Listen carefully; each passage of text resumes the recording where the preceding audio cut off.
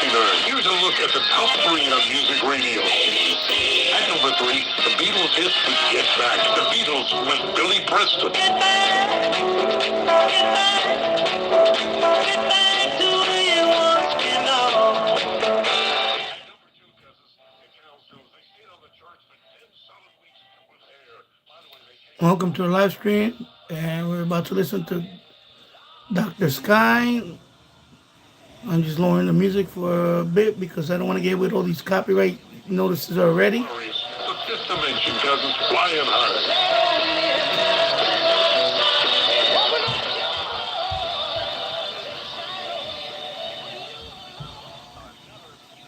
And there you go. That's just a promo, and then Dr. Sky will be on. Informative, talk radio, music radio, many voices, one station, 77 WABC. You can always say this to you all the time. WABC, talk radio. So we put our hands up. What the heck is going on here? So we put our hands up. OMG.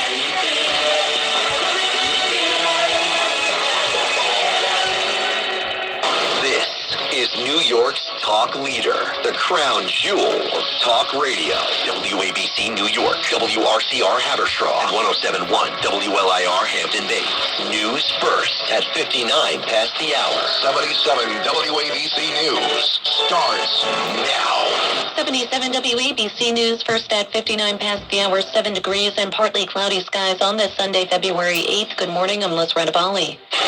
Winter weather alert, 77 WABC. With below zero temperatures expected this weekend in and around New York City, more shelters and warming centers are opening up to try and help homeless people stay safe. We as New Yorkers believe that we can brave any set of conditions. What we are talking about, however, is weather that can be fatal if you are subjected to it for a longer period of time. And we're looking to use every single tool we have to ensure that we can keep New Yorkers indoors and warm. Mayor Zohran Mamdani held a briefing ahead of the weekend cold snap and said the city has added 65 hotel shelter units for those refusing to stay in communal shelters and has reopened 10 empty public schools to serve as warming centers on top of the 62 centers and mobile units already operating. Mamdani says 17 homeless New Yorkers have died during this cold spell. Luigi Mangione had something to say in court on Friday about his state and federal trial dates now set over the killing of United Healthcare CEO Brian Thompson. The 27-year-old said as court officers escorted him out that it's the same trial twice. 1 + 1 is 2, double jeopardy by any common sense definition.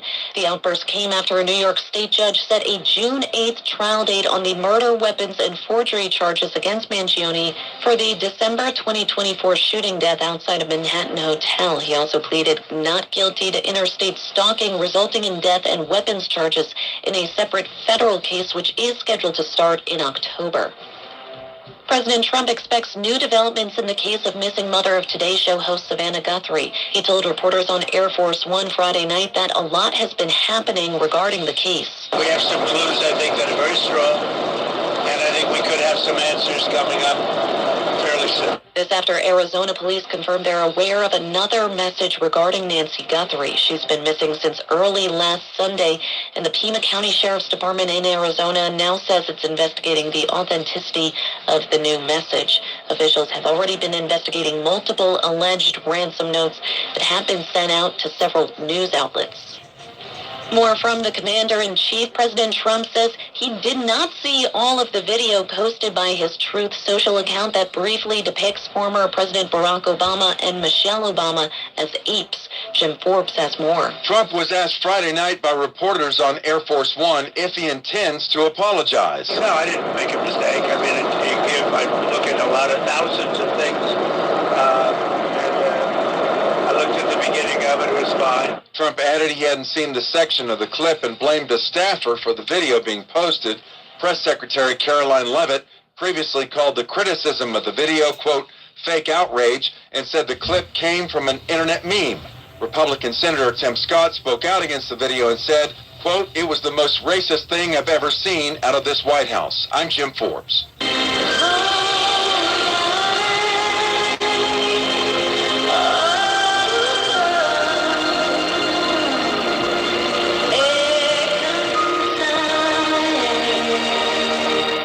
Winter Games are officially underway after the opening ceremonies were held Friday night in Italy. Mariah Carey headlining the event with a solo performance.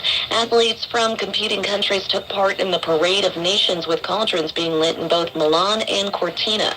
Team USA Women's Hockey opened up the games with a 5-1 win over the Czech Republic on Thursday. In a mix of sports and entertainment news, Kid Rock will headline the Turning Point USA's alternative to the Super Bowl halftime show this weekend. We're just going to go play for our base, people who love America, love football, love Jesus, and it's pretty much that simple. The conservative organization founded by late activist Charlie Kirk first announced their show following the selection of Puerto Rican artist Bad Bunny as the Super Bowl performer. President Trump has been highly critical of Bad Bunny being chosen. Joining Kid Rock for a Turning Point show will be Brantley Gilbert, Lee Brice, and Gabby Barrett. Turning Point's All-American halftime show will air around 8 o'clock on Sunday across multiple platforms, including YouTube, X, or Twitter, and Rumble. Now your forecast: extreme cold warning is in effect across the tri-state. Today it's going to be sunny skies, high of only 19 degrees. Tonight and overnight it's going to be clear skies, low of 8 degrees. Looking ahead to Monday, mostly sunny again, high of 37 degrees and partly cloudy. I'm Liz Redabali. Remember, the news, it never stops at WABCRadio.com. Always look to the sky. The Dr. Sky Experience is on the air. 77 WABC. Now, here's Dr. Sky. The Powerhouse Blowtorch here, ladies and gentlemen, on Talk Radio 77 WABC. Hopefully warming up the airwaves for you and everyone listening all around the nation and around the world as we experience in the New York metro area and states to the New England region bitterly cold weather as we move into the deeper part of February 2026. As mentioned before, from the center of the universe, New York City, to all of you out there, whether you're listening to us on the West Coast or, ladies and gentlemen, you're listening to us in various parts of the nation and around the world. We continue with the Dr. Sky Experience, and tonight's adventure for the next 2 hours, ladies and gentlemen, a very interesting subject that you may not be aware of, the story of the vanishing of the bees. Yes, indeed, honeybees and pollination are so important to what goes on here in food production here on the entire planet, the planet that Carl Sagan called the pale blue dot. So much more to talk about here. But to get in on the conversation with our great guest, the conversation number, the hotline is 1-800-848-9222. That's 1-800-848-9222. And as mentioned before, and proud to say it, we love of the 4 types of conversation. We love dialogue with critical thinking. And that indeed, ladies and gentlemen, takes us down the road to another edition of what we call Theater of the Mind. I'd be remiss if I didn't thank our helmsmen, Tony and Bill, navigating this signal so it comes crisp and clear to you, no matter what form of multimedia you're listening to us on, from terrestrial radio, the internet, and in other forms and iterations of communication. The contact number is always 1-800-848-9222.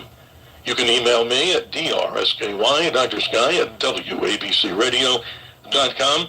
And while we're at it, why not listen to previous editions? We hope you do, and the emails tell us you enjoy it, and we thank you for your participation. But what about all the other great hosts here 24/7 on this most powerful radio station? Simply go to wabcradio.com or redappleaudionetworks.com.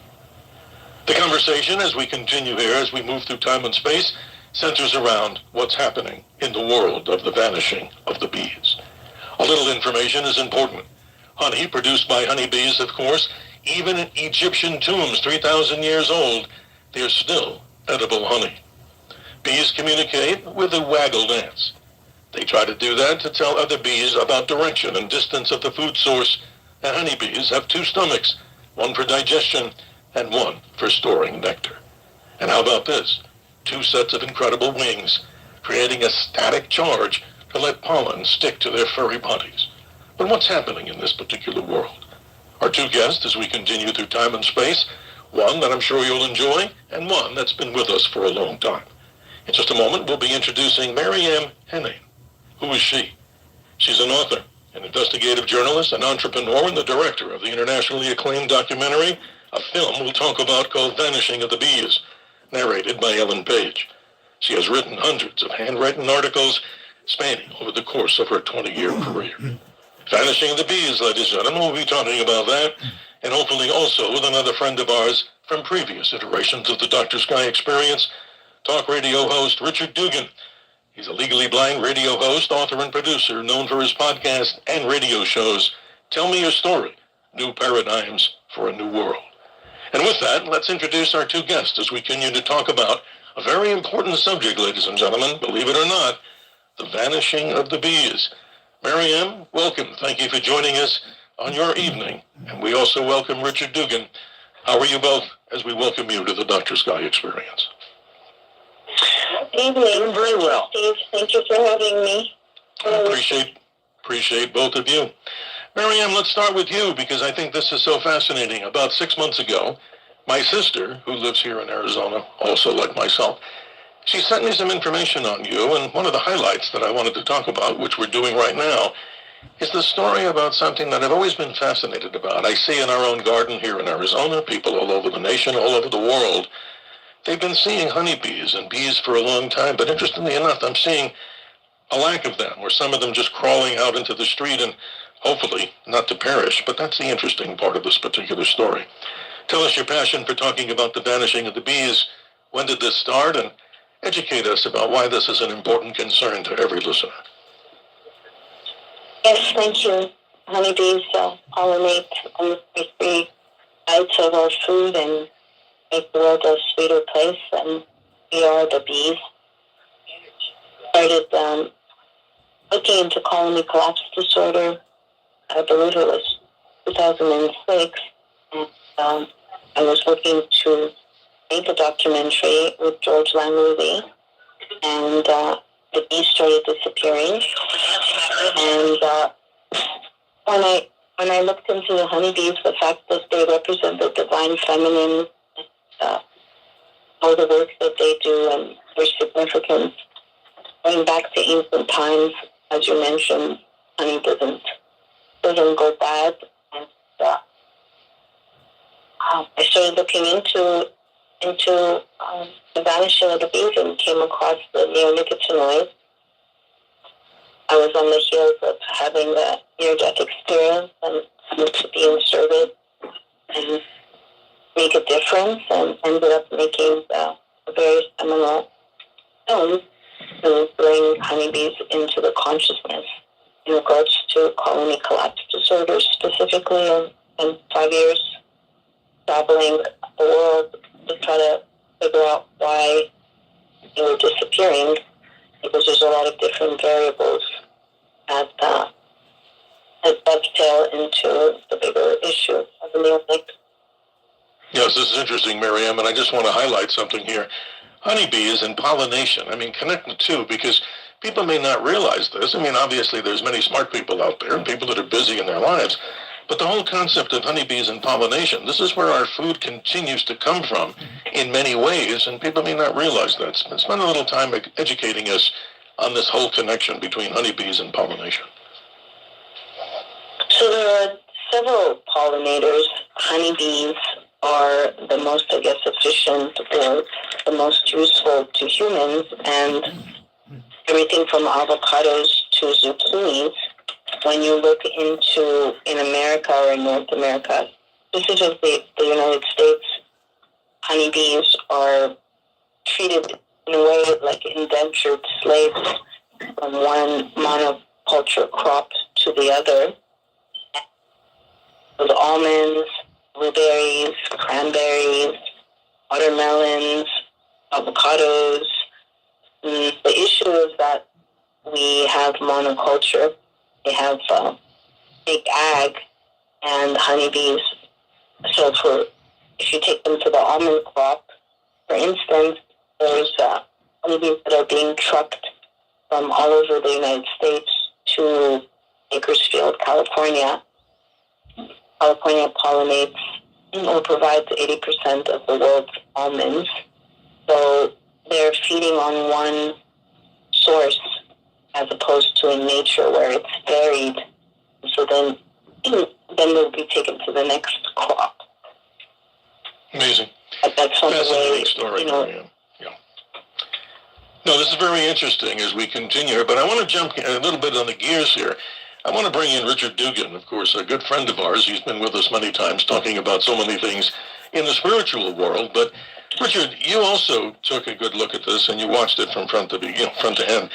Talking about this, your opinion of what you saw about this whole thing, it's a crisis in many people's minds. Vanishing the bees, your thoughts on this? Can you give us a little insight? Sure. Well, I did see it from beginning to end, and based upon my understanding, as well as what I saw in the video or the documentary, we got a serious problem. And if we don't address it, we're going to run out of food, we're going to be eating things that we really shouldn't be, and so forth. And the thing that really struck me was when it came to trying to identify the cause, I'm wondering if there has been a comparison between what we're doing in this country and what other countries are doing, if in fact they're having the same issue, which it appears that they are, with this whole honeybee issue, and that it is so important that we deal with this. Because they say, on the one hand, as we move forward, there's going to be fights over water and this and that and the other. It ain't going to matter. Water's not going to be irrelevant. Exactly. We do not have the foods that we need. So from the micro world, this is so important. Yeah. But I want to have Miriam respond to what you're saying, Richard, because, Please. This is an eye-opening documentary, and people can obviously see it. Miriam, I saw it off of YouTube. You say Netflix. How else can people see this? So if we give homework here on the Dr. Sky Experience, here's something if you're fascinated by this topic. How do they get to see this? I saw it on YouTube, but what other ways can people go and watch this? That's not legal, technically, for someone to pirate a documentary. Mm-hmm. They can get an actual DVD on honeycolony.com if they want to get it directly from the filmmaker. And we had made it available as part of the cost of the money that we raised, just to touch on Richard's point. I mean, we're already there. The colony collapse disorder became, I guess, popularized or came into purview in 2006, 2007. The honeybees continued to die. The food supplies were already not eating wholesome, nutritious food due to the soil, due to the pesticides. And neonicotinoids are newfangled pesticides. The organophosphates used to be sprayed on, so you used to see the bee kill, where the neonics are enrobed in the seed or entrenched into the soil, and then uptake into the entire plant, and then the honeybees take it back to the hive, and it impacts further generations. I just want to clarify that yes, please. It's no longer Ellen Page. It's Elliot Page. Just to not. Okay. They call it dead name. Yes. So this is ongoing. As far as I consciously wanted to travel around the world to bring light to this happening all over. It's just that in the United States, there's monoculture and trucking, whereas let's say in France, they had started seeing colony collapse disorder prior, and noticed that it was these new pesticides that were ruining hives. So when you have beekeepers independently in different parts of the world coming to the same conclusion, it's empirical data, it's anecdotal, it actually has merit, and the bees unfortunately are continuing to die. 70% of commercial honeybees have been dying in 2025, so far beyond typical losses. This is an ecological and agricultural disaster in the making, especially for crops that rely on honeybee pollination like almonds, strawberries. Right. And Miriam, we talk about these subjects here. We talk about great mysteries, and that's one of these mysteries that I've been wanting to talk about for quite a while. So I want to see if our illustrious helmsman can actually cue up the introduction to this particular documentary so people might get a little better flavor of exactly when we talk about honeybees, what's the role of each individual bee in there. So let's see if we can cue that up and just hear that, because I think it's a good segue. Let's go to that particular clip, ladies and From the gentlemen. dawn of civilization, the honeybee has symbolized hard work, unity, and cooperation. These furry insects live in colonies where every bee works for the good of the whole. At the heart of a colony of thousands, there is but one queen. While she lays eggs, her daughters, the worker bees, run the hive, taking on different roles during their lifespan. Nurse bees care for the queen and baby bees. Guard bees protect the hive from invaders, and forage bees venture out from the hive to gather food and water to share with their colony. Honeybees from one hive can visit more than 100,000 flowers in a single day. Finding a flower in bloom, a honeybee collects pollen for food and nectar to make honey. The sweet nectar and nourishing pollen are her reward for carrying out one of the most important tasks in nature, pollination. Pollination is primarily dependent upon either of two factors, insects or the wind. The bee's body picks up pollen grains as it brushes against the anthers in a flower. When the bee alights on another flower, the pollen adhering to its body rubs off onto the stigma of that flower. The success of the flower depends upon that moment of fertilization. Inside, the part that remains is the single cell that was formed by fertilization. Let's continue with our special guest, Marianne Henine. She's joining us, ladies and gentlemen. She's also an investigative journalist, entrepreneur, and the director of this particular documentary, Vanishing of the Bees. And also joining us is Richard Dugan, radio host on the West Coast. He, of course, with his powerful program, Tell Me Your Story, New Paradigms for a New World. You know, both of you, I just wanted to talk about this for a second. The amazing structure of these insects is incredible. And I'm reading this, ladies and gentlemen. Bees are also thought, the honeybees, that they can actually recognize human faces. This is something even more powerful. And they have two compound eyes that can detect moving objects 5 times faster than a human. And they also have 3 simple eyes used to navigate by the sun. And bees can see in the ultraviolet region of the spectrum. They're red blind. They have hairs growing out of their eyes used to detect wind direction. Marianne, wow, what a creature, huh? And what a valuable creature to the world that we don't see much of anymore. I remember seeing bees in my neighborhood, but I don't see anymore. So this is a serious thing, and I wonder what the listeners out there have to say. Maybe there's beekeepers out there or people who've wanted to get into this particular, not necessarily for profit, but they also love the concept of honeybees. Your calls are welcome at 1-800-848-9222. Talk about the structure of the honeybee. I mean, it's just like an amazing, if it were like a drone, and that's an insult to a beautiful insect like that, it's amazing what the great creator, and whatever our beliefs are, wow, what a powerful little flying machine, would you say? Yeah, so in a hive, 90% are female, and they each have a role. They work together to make our world a sweeter place. The queen bee lives her life in darkness, really. She only goes out once for her nuptial rite and mates with up to 30 drones.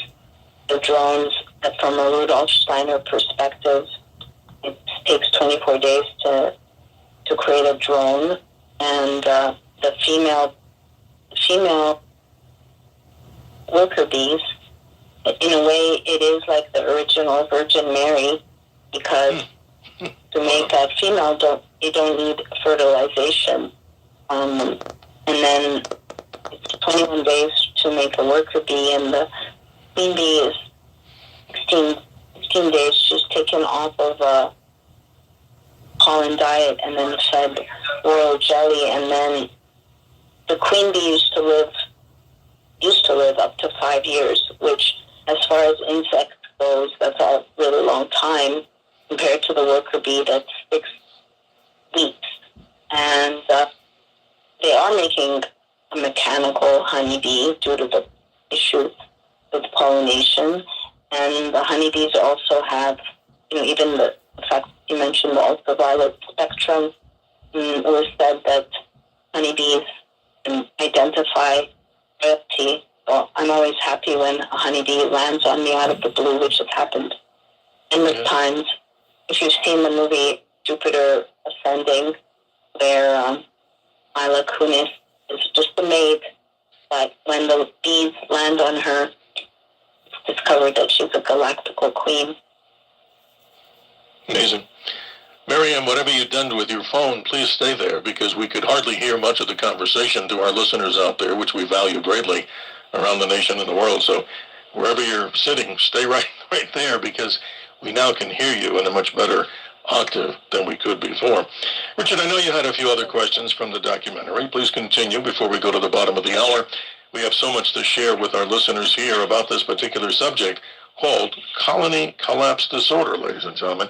And if you think this is just a light subject, think again, because if all of our food in this particular world that we live in, maybe not necessarily giant corporate agricultural companies, which we'll get into the conversation of pesticides, this is something very fascinating, because according to many, Miriam, that if we stopped having pollination, how quickly would our food supply dwindle? And if that's even a fair statement, what would you say?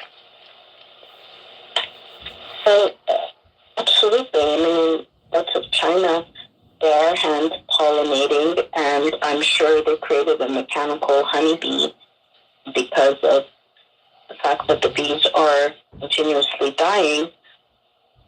In a hive, let's say there's 50,000 honeybees, like the queen is looked at as a baby-making machine because she can lay up to 2,500 eggs a day. However, the queen has also taken a hit because of all the variables.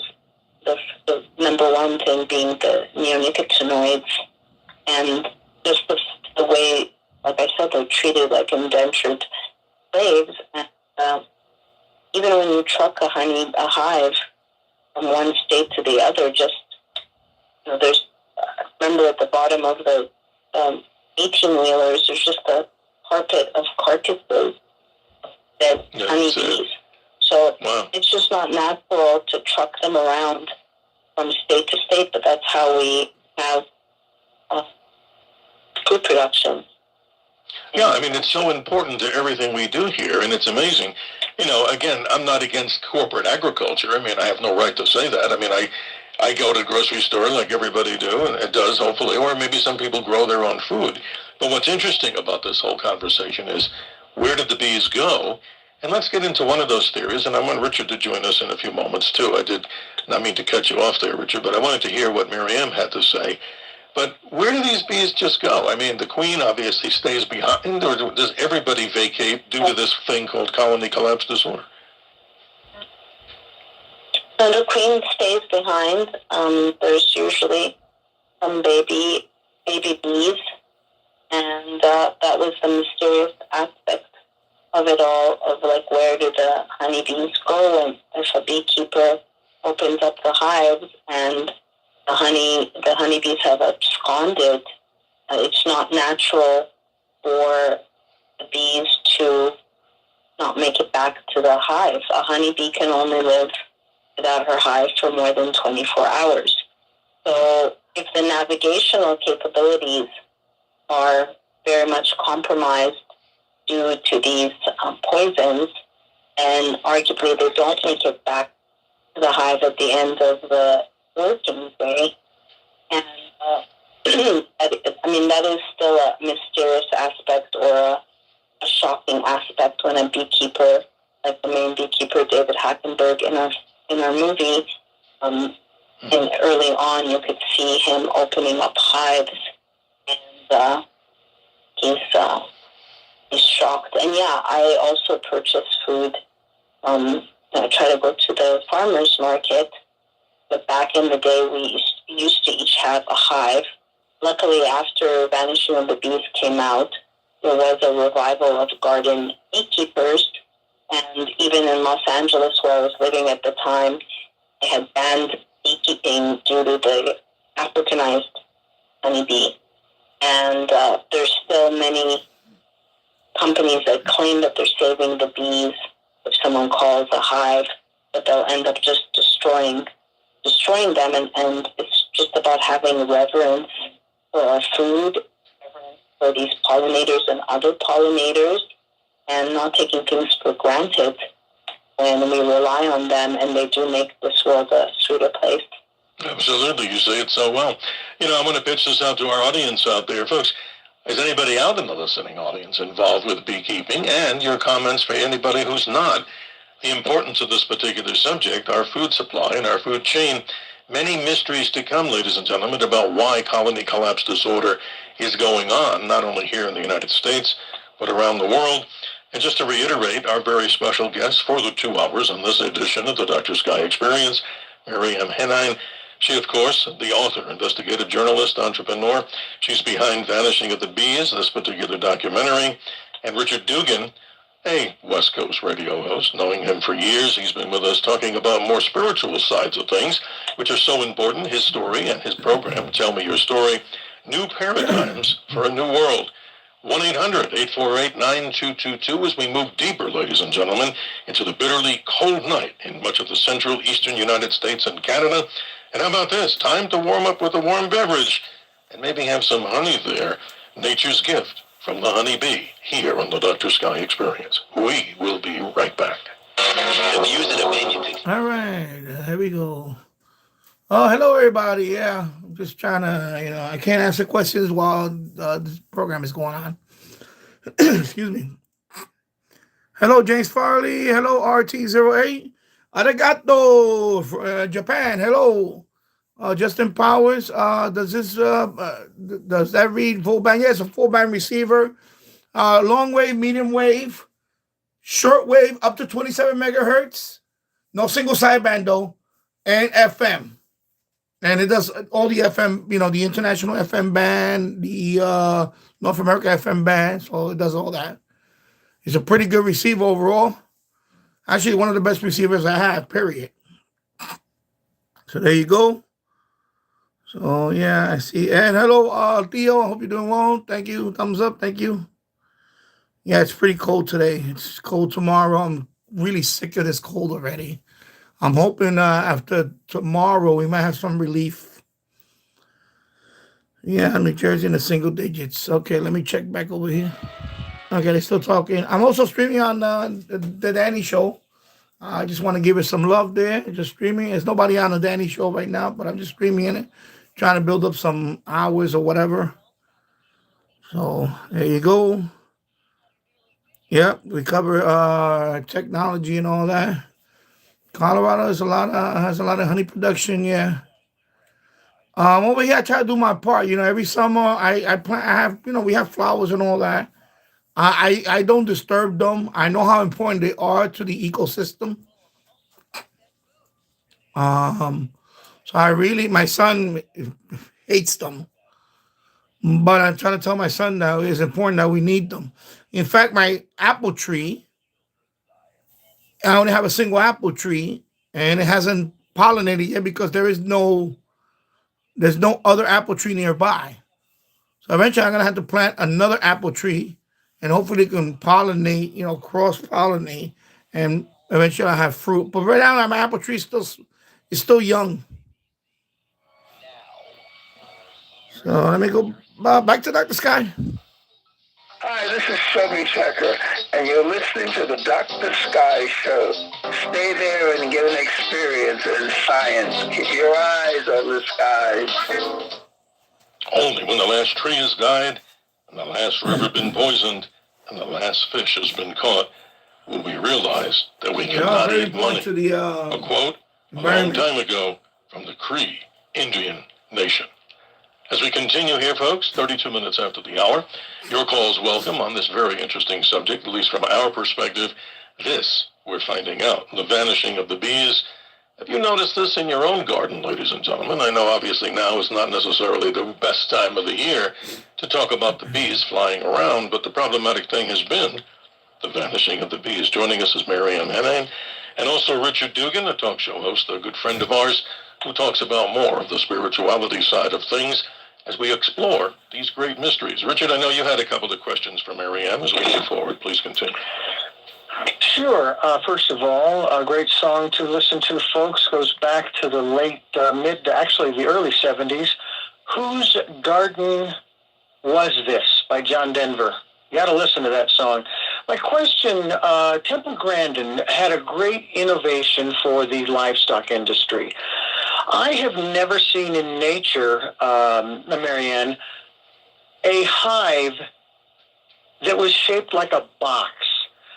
For me, there's a problem right there that we are housing these insects, because that's what they are, in unnatural surroundings to start with, and then we question as to why they're disappearing. And that's another comment too, that the comment was constantly being made that they have disappeared, and yet one person said that they're dead, but you don't see any bodies.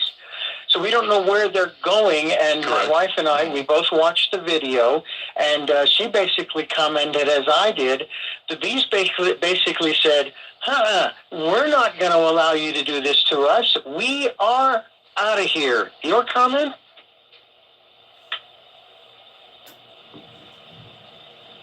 Did we lose Marianne? Uh-oh. No, I'm here. Okay.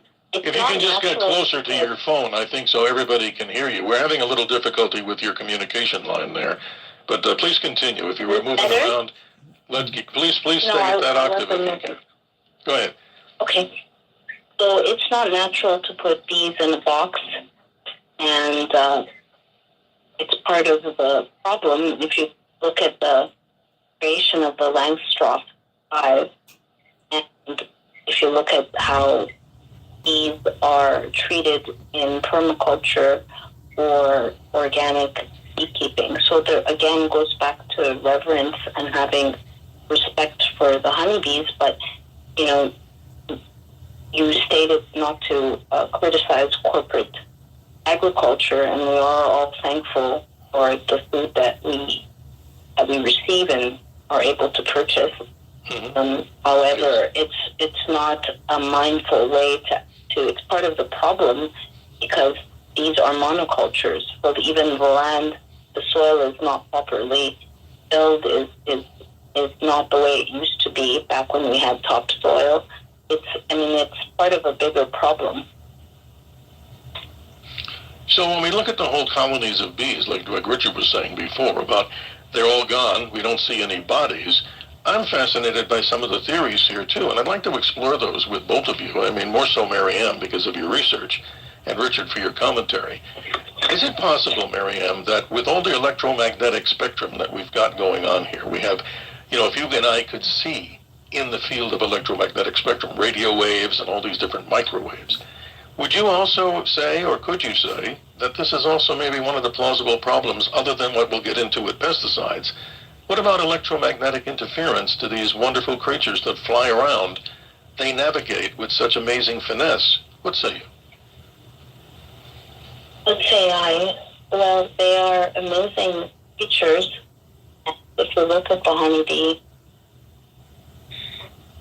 it's very sensitive, right? There has been a lot of cell towers. We addressed this in the documentary, where the honeybees are still there. Now, of course, we're all being bombarded by electromagnetic frequencies, and they are impacting us, and honeybees are environmental indicators, so they are the canary in the coal mine. But I say to begin with. Well, it's amazing. I mean, I look at this. Not only do insects suffer from this, we've had many people here in the ornithology world talking with us about the wonderful beauty of birds in ornithology.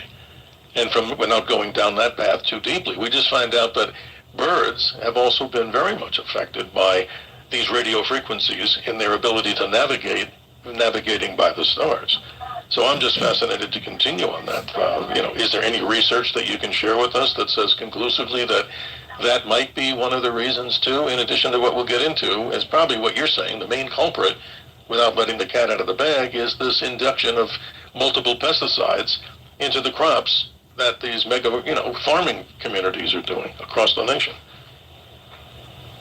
And you bring up a good point that the pesticides, fungicides, herbicides, when we interviewed scientists and looking at 1 grain of pollen that has up to at least 8 different chemicals in it, and when they synergize, they become 1,000 times more dangerous, and it's death by 1,000 cuts. So I have not looked at the latest research. We addressed it in the movie as far as the cell phones. Things have obviously amped up a lot given the surveillance nation that is underway. So it's really death by 1,000 cuts. Right, and I get really excited about this, Miriam, because, we don't really hear about this stuff. And the whole premise of this radio show has always been to talk about, whether it be astronomy, space, aviation, weather, and such. We want to talk about the great mysteries that are out there. So this one popped up in my head, and it's just amazing because when you see such an important element, the honeybee and pollination, and what's going on with these mega, the farming industry right now, I mean, my goodness, some of these machines, I mean, they serve a purpose to be able to pull more crop out of the ground. But let's get into this conversation. We've got a few more minutes before the next break, too. This whole concept, where did this whole concept of pesticides come from? I mean, I'm reading a little bit about in World War I, it was shifted from wartime, mustard gas and all these other poisons, to then moving it into what they thought. And maybe there is some value to this. I don't know enough about it. Pollination slowed down or interrupted with the bees by pesticides. Talk about when pesticides became something. DDT, for example.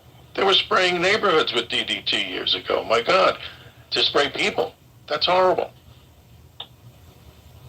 It is horrible, but there was a campaign, DDT is good for me, and been bamboozled many times over. The human species is resilient, but we are the bees. And it is frightening. After the war, that we started waging war against insects and in the industrialization of things, including farming. So we're dealing with having to feed a big population. However, we didn't used to do that before industrialization. So these chemicals were taken from one use, and then they impact us, impact the bees. Like I said, we are the bees. Yeah, I hear you, and it's interesting. The WABC News Department, we just heard during the break at the bottom of the hour, indication about processed food. I mean, my goodness, how much more do we have to take before we become, glowing in the dark ourselves? And people should be outraged by all this stuff. And I'm amazed, I mean, not just particularly on this particular show, but if people have comments and questions about this, here's the time, ladies and gentlemen. Here's the guests, and particularly with Miriam. 1-800-848-9222. You, of course, can express your opinions on this. And what are the opinions we're looking for? With everything going on with the honeybee, with the whole thing of this colony collapse disorder that's real, and also the things that we just talked about before. And we'll get into deeper pesticides that are out there. My gosh, I mean, what do you have to do nowadays? I mean, the food that we eat, I don't know if it's too secure, obviously. The understatement of the entire show. Well, looking from a spiritual perspective, the onslaught of different chemicals that's impacting 1 in every 3 people has a chronic illness. And now with the economy and people struggling, food definitely has taken a hit as far as quality. I mean, you could argue that even the organic farming is corrupted now, and these pesticide lobbyists big pharma, big ag, and they make a lot of money. Yeah, I mean, that's the understatement out there. But I'm more concerned, and I'm sure many people listening out there, what the heck's happening with our food? I mean, all these processed foods, don't eat them. Well, you eat them if you want to, but they say they're no good for you.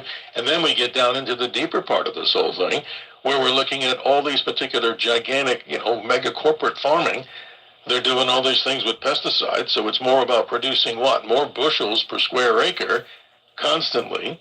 But what's in that stuff? I mean, genetic engineering is another subject we could go down that path. But the reality is, how much, in your opinion, if you know this, in the agricultural world, have we modified the entire corn in itself? I mean, we hear about GMO products all the time. We hear about genetically modified corn and all these other things. What? With the use of pesticides, or that's a whole different subject? No, it's all connected. All connected, Steve. That's looking at it in a holistic way. I mean, this movie came out in 2011. It came out in the UK first, and then came out here. This has been ongoing. And again, I go back to We Are the Bees and having reverence for the sacredness in our food supply. And this is, again, big money at the end of the day. Yeah. Well, more on this, ladies and gentlemen, with your questions and comments, of course. You go right to the front of the line, because this is an important subject, not because we're telling you that, but because many others who have dug into this, and the research continues, what is happening with the vanishing of the bees, this in particular syndrome known as colony collapse disorder. 1-800-848-9222. We'd love to hear what you say and what you have to say regarding these subjects. We will, of course, be right back on the Dr. Sky Experience. I'm Dan Morgan of Morgan & Morgan. Last year, millions of people called us for representation. Why? All right, a little break there. And let me see what you guys are talking about here. I don't want to be interrupting during the broadcast. So Chicago propagation is good tonight. That's good to hear. RTC, right? We don't see lightning bugs. Well, we have all that here. Over here, we're good. Over here, I'm blessed. My backyard, I do have a nice little, you see my backyard many times. Bunch, we have trees and all that. Yeah, it's like a little forest back there. Also, I'll show you. During the summer, of course, I have bird feeders and all that. I even have nectar for the hummingbirds. You see, I mix this up with water. And they also pollinate. Hummingbirds does help with pollination. So, we pick up something like this. This makes nectar. You put it in this container thing. You hang it up by the tree. And, the hummingbirds, they drink this stuff, and it helps them pollinate. So, not only bees, but, you got hummingbirds and all that. So, I try to do what I can, I do try not to disturb, although we have a bug zapper out there in the summertime, but that's for mosquitoes. But, yeah. As far as honey is the only food that can last a million years. Exactly. The bees are getting stressed out. Of course, like they mentioned about the radio frequencies and all that. Yeah, it's a lot of stuff, a lot of stuff. And Andrews, it was nice of Buffalo Bill to leave us the radio down in the dungeon. I don't know who the hell Buffalo Bill is, but I guess, my name is not Bill, my name is Danny. So I don't know what you mean by that, but anyway. Hello. I don't know what the hell he means by that, but anyway. Hello, Elmer. I hope you're doing well, my friend. Okay, so you make your own hummingbird liquor. I've been doing it for years. They love my recipe. Okay. Yeah, I got to look into that, too. I know. I see some videos on that, too. But, yeah, I definitely, when I'm going to get next is a bird cam. Because I would like to have a streaming bird cam or something. Bird feeder cam, excuse me. All right, back to the program. Bees do have a smell, And if they don't, they should. For their feet are dusted with spices from 1,000,000 flowers. This quote from the great science fiction writer, the genius himself, Ray Bradbury. 47 minutes after the hour, we continue. Yeah, I definitely going to look into one for next summer. And, Next of course, spring. Richard Dugan, radio talk show host. Bird camp. And now let's go to the callers because, wow, they're lighting it up big time here. Let's say good morning right now to Pamela in New Jersey. How are you on this cold morning? Thanks for joining us. Your questions. Good morning. Wish I was gardening in a warm atmosphere. Absolutely. I live in an older neighborhood where there used to be gardens. Now everybody fills in their yard with cement. And I've had plants to absorb rainwater and to attract bees and butterflies. But today, the children, as well as their parents, are too busy being couch potatoes, watching computers all day. And when they go for a walk past my house, they panic. And the mothers panic and the children's panic because they see a bumblebee. And I tell them, there's nothing to fear with the bumblebee. They're too busy eating these flowers, using these flowers to pollinate. And without them, we won't have food. I actually have to talk them down from their hysteria. See? And my other neighbor came down to my house one day and proudly said, "Oh, I killed a bunch of bees. I was afraid of them biting my children." Oh, that's terrible. I walk right up to the bees with garden boots on. They're too busy dealing with their flowers to bother with me. And it's almost like they know me, because, like you said. And I've noticed, over the years, I did see a monarch butterfly, a couple monarch butterflies. Yeah, they're hard to see too, Pamela, right? You bet. They're not everywhere, right? Mm-hmm. And I do, but I've seen off years and on years, but it's definitely getting harder, and they seem disoriented. Like a lot of times, all right, if there's a chill in the air, they will sit down on the cement to get some heat from the sun. And okay, I'm used to that. But I sense this year, and I know about the bees dying, and I just noticed that they're a little.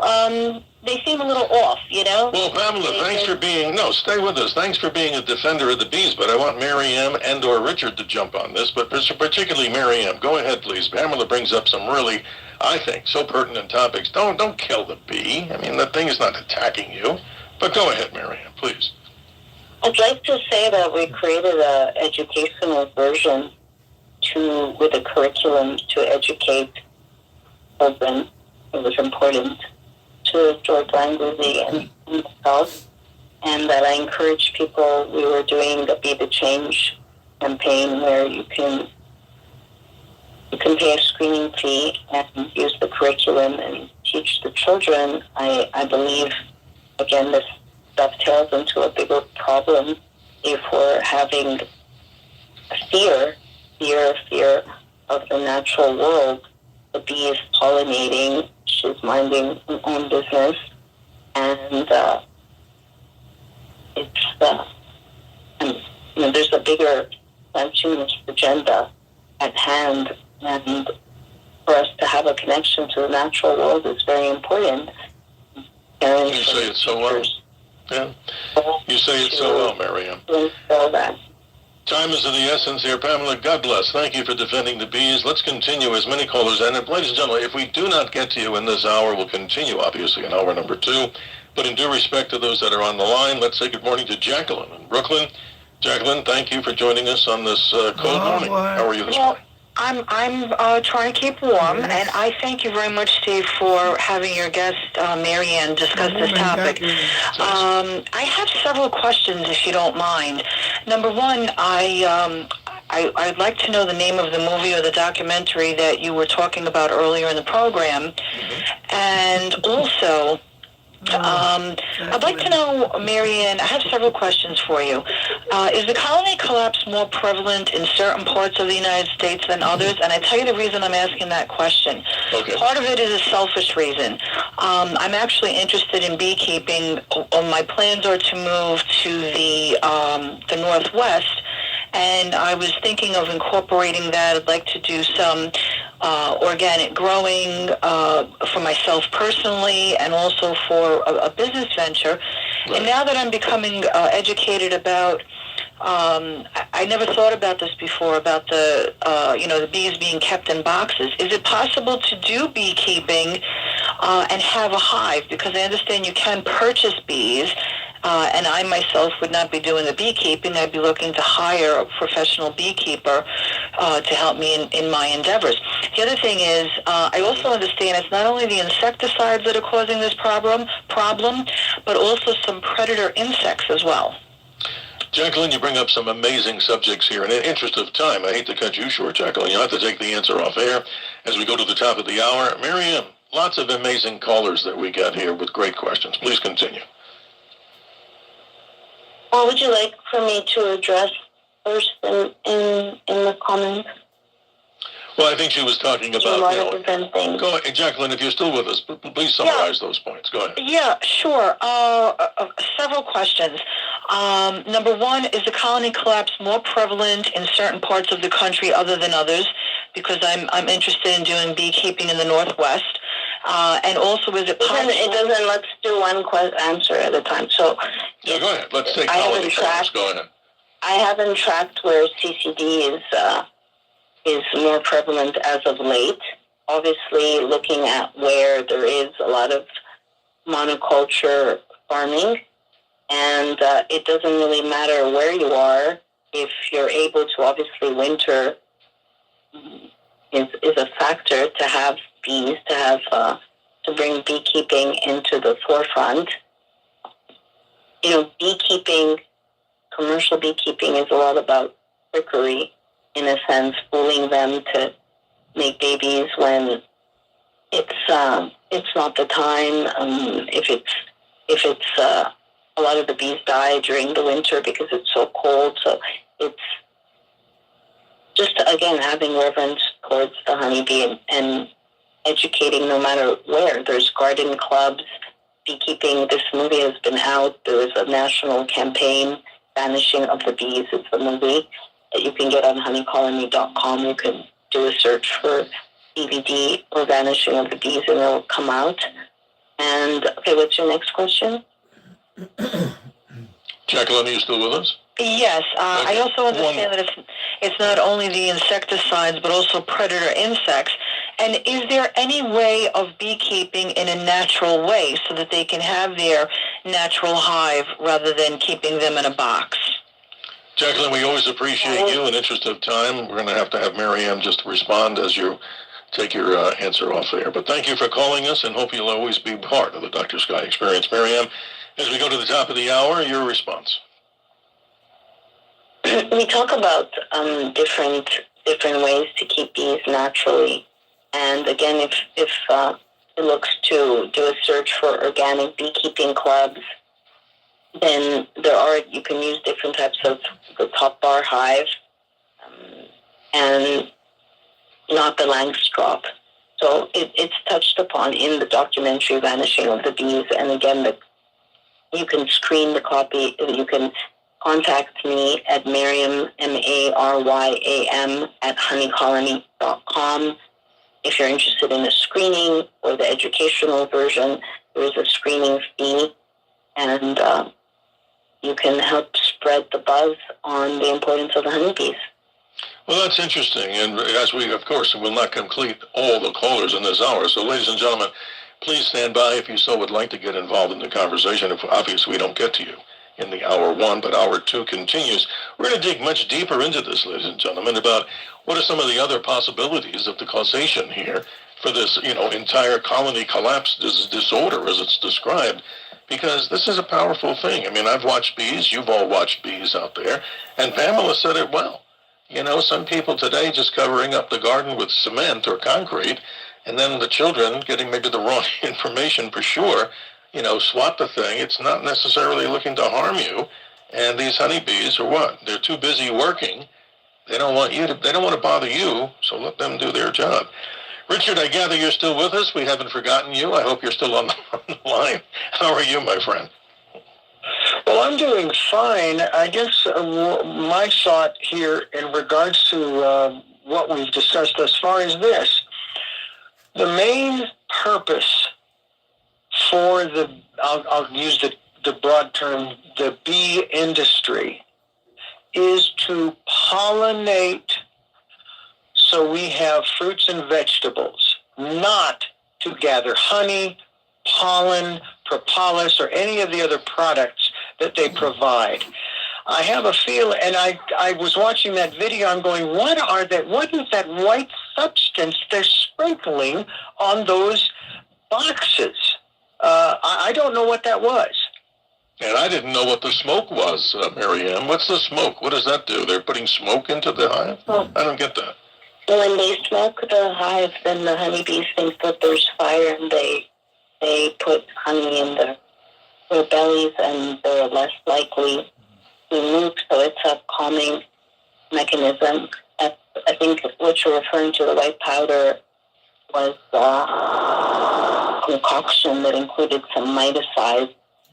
And so that's not an organic method. Again, this goes back to just having reverence, sacredness, I agree. She's not a good guess. Food for ourselves. I'm very, and first of all, she got a it's just part and parcel of shitty phone. Big Ag and the way in which we farm in order to feed so many people. Well, what I got out of this hour, from both Richard and Mary Ann, is we have a crisis here. That's not to over-exaggerate it. That the bees are doing something that they weren't doing a long time ago. Causation could be what? Pesticides. I talked about the possibility of radio frequency interference with bees, just like birds. And then other callers, like Jacqueline, has brought up the possibility of different mites or other insects in that area. And this is all really serious, ladies and gentlemen, and much more as we continue on the Dr. Sky Experience. And for those of you, ladies and gentlemen, that haven't gotten on, Mary Ann. All right, there we go. Oh my God, she's like, she's not a good guess, is she? Yeah, Jacqueline from Brooklyn, exactly. Yeah, we know, we love that voice of Jacqueline from Brooklyn. Yes, we do. Let's see. So Homertime says he makes his own hummingbird liquid. I gotta look into that. I bought the thing, and I had 2 packets. I used one. I was gonna do another one, but then I started reading up on it, and I said, man, I think I'll go look at my make my own. Because, I like that stuff, It's like, because I knew about this subject for years. About, I think it was Coast to Coast when I first heard about it. I think it was Coast to Coast that were talking about it one night. About the bees, the extinction of the bees and all that stuff. And I was like, man, we wouldn't want that to happen because, we got to grow our food and things like that. So, Anyway, so I guess Mr. Andrews got timed down. I don't know what was comment about. Anyway, James, thank you for the rubies, for the gift. Thank you for that. This weekend, we'll see sub-zero temperatures and wind gusts up to 50 miles per hour. New York City Mayor Donnie says all New York it's not the best show today. I wasn't actually. I heard about it last night, so I was like, I was debating whether I should come on tonight or not. But I said, let me come on tonight, we'll listen to this tonight. Then, of course, Super Bowl. I will be doing the Super Bowl live right before Super Bowl 60. Super Bowl extravaganza. I'll be doing that later. And then, after that, I don't want to announce it, but I'm thinking about taking a small break. Just about, maybe a week or 2. I don't know yet. Thinking about it. Things are coming up now. The missus up there, she's like a little grouchy lately, and I have to do some work in this house. So here we go again, Yeah. Here we go again. So, YouTube doesn't pay my bills. So that's what happens. That's why I get the, I've been streaming a lot lately, so I guess it's, what are you going to do?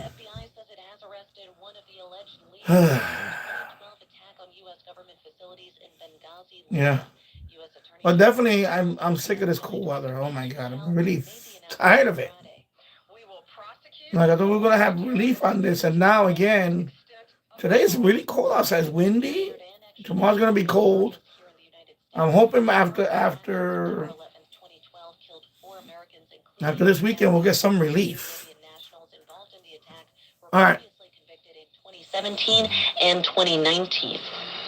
A federal jury in Phoenix is ordering Uber to pay $8.5 million to a passenger who says she was raped by one of its drivers. Mark Mayfield with the story. The panel rejected Uber's argument that it isn't liable because its drivers are independent contractors, a ruling that could influence more than 3,000 similar assault cases pending nationwide. The lawsuit was filed by Jalen Dean, who says the driver assaulted her during a 2023 ride in Tempe. Jurors cleared Uber on broader safety negligence claims and awarded far less than the $144 million that her attorneys had asked for. Uber says it acted responsibly, plans to appeal, and insists that rider safety remains a top priority. I'm Mark Mayfield. President Trump says he did not see all of the video posted by his Truth Social account that briefly depicts former President Barack Obama and Michelle Obama as apes. He was asked on Friday night by reporters on Air Force One if he intends to apologize. No, I didn't make a mistake. I mean, I look at a lot of thousands of things. I looked at the beginning of it. It was fine. Trump says he did not see that section of the clip and blamed a staffer for the video being posted. Press Secretary Caroline Leavitt previously called the criticism of the video fake outrage and said the clip came from an internet meme. Republican Senator Tim Scott spoke out against the video and said it was the most racist thing I've ever seen out of this White House. More from the administration. The White House reiterating President Trump wants Congress to pass voter ID legislation. More from Lisa Carton. Press Secretary Caroline Leavitt was asked about recent comments made by Trump were suggesting the federal government should count votes. Yeah, anyway, they're still talking. Yeah, I saw the meme video. It's kind of stupid. You know, it's supposed to be about like the Lion King theme. Of course, you know, Michelle and Barack Obama, they made them into, you know, apes. You know, that was not going to go well anyway. I don't know who did this. If he said he didn't do it, some staffer did it. They got to fire the staffer. I'm sorry. That's just stupid. You know, but, you know, I think they used the AI. They must have used the AI. The AI doesn't know any better. That had to be an AI-produced video. So you know the AI is going to say, ooh, AI doesn't care about feelings. They're going to say, ooh, Michelle and Barack is going to be, ooh, and the Lion King, they're going to be apes. That's it. That's what happened. It had to be AI. AI did it. Of course, Trump is the lion. And then they had some other, you know, the other, whatever. It definitely was an AI-produced thing, a video. And so the person didn't double-check it and say, maybe that's not a good idea. And they went and did it. Well, that's it. It's a stupid video. It's not even that funny. Me personally, I never liked the Lion King movies. I remember. Thank God my kid didn't see that. My kid doesn't watch any of that crap. My oldest daughter, when she was little, she saw that movie. She would watch Disney shit like that. My son, he doesn't watch any of that shit. He doesn't care less.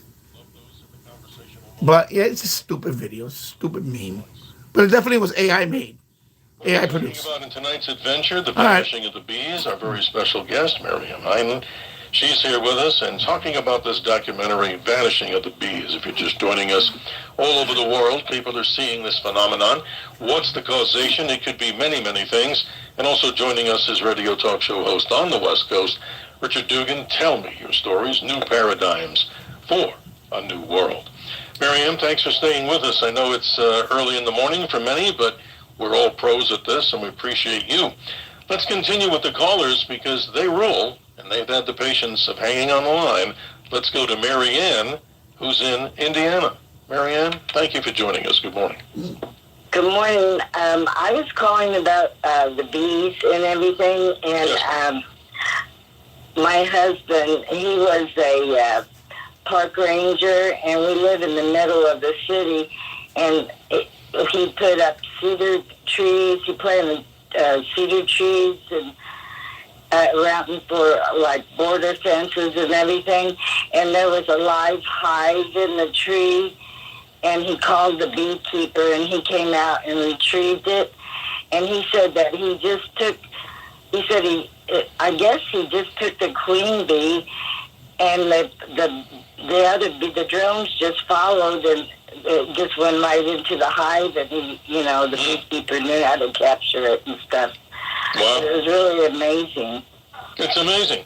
So from Mary Ann I believe that we have a lot of urban sprawl here, and they're tearing down all the trees and everything, and the bees don't have anywhere to go. Well, that's a good point. So like I mentioned before, from Mary Ann to Mary Ann, your comment on this, you're seeing people all over the world are interested in this subject. Your response to Mary Ann? Well, again, it's part of a bigger problem. We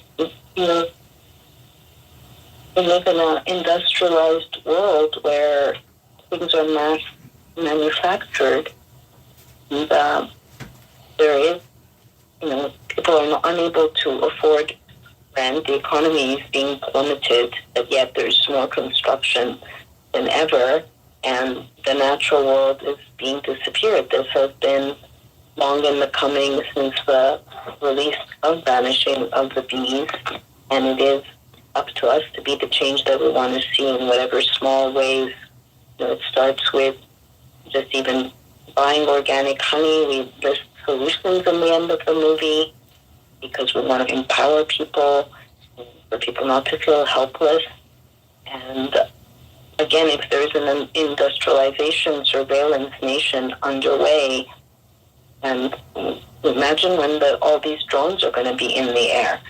So that's another subject, right? That is another subject of great importance.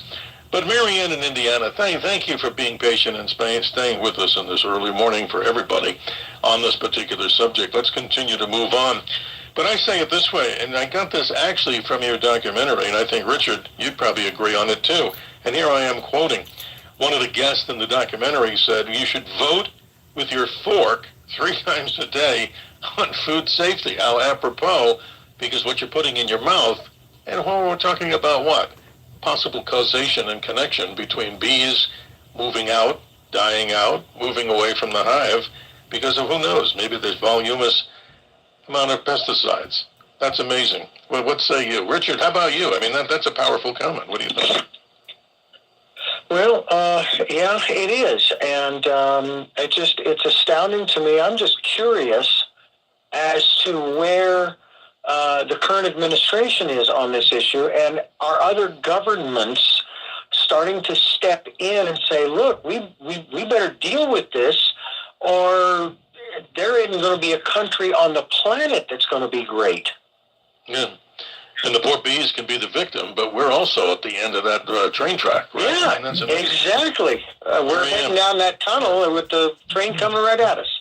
Let's hear from you, Miriam, on that. That's a powerful one, voting with your fork, getting it right from your documentary, and, of course, vanishing of the bees.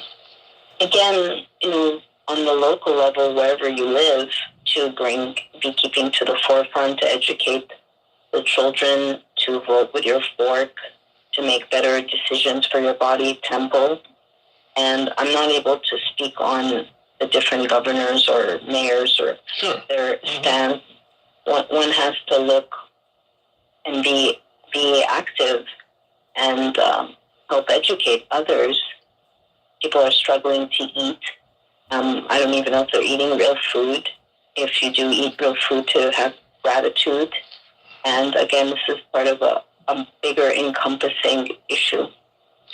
Well, it sure is. I mean, look at the whole concept that we're talking about, the WABC News Department bringing up a subject in the last hour, the bottom of the hour, hour 1, where we're talking about processed foods. I mean, I don't know. I mean, I eat wrong, probably. I should want to eat right. And so many people out there have different opinions on this. As we move on to time and space, though, ladies and gentlemen, let's say hello to the callers that have been very patient. Agnes in New Jersey, good morning. On this cold morning, you're on with our very special guy.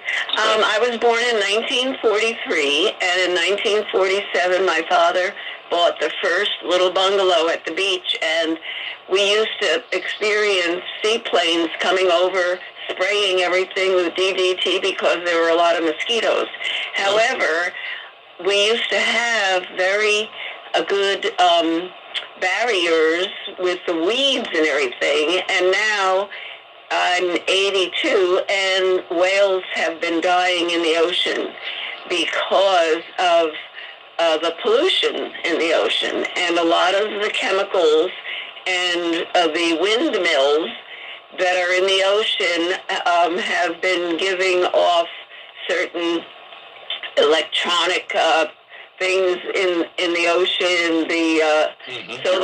We've had more whales die. However, we had beautiful weeds when I first had this little bungalow that I'm living in now, and I marveled at the flowers and everything at the beach, and weeds were protecting, and the ecosystem and the foliage was so beautiful. And my grandmother came from Lithuania, and she always had a garden, but nothing would grow when these airplanes came over. And oh, Agnes, that's terrible. I mean, well, I don't even understand it. I mean, I grew up well, I was born in 56, but I remember living back in the New York area there. Who knows? Maybe we were all sprayed like you're talking about.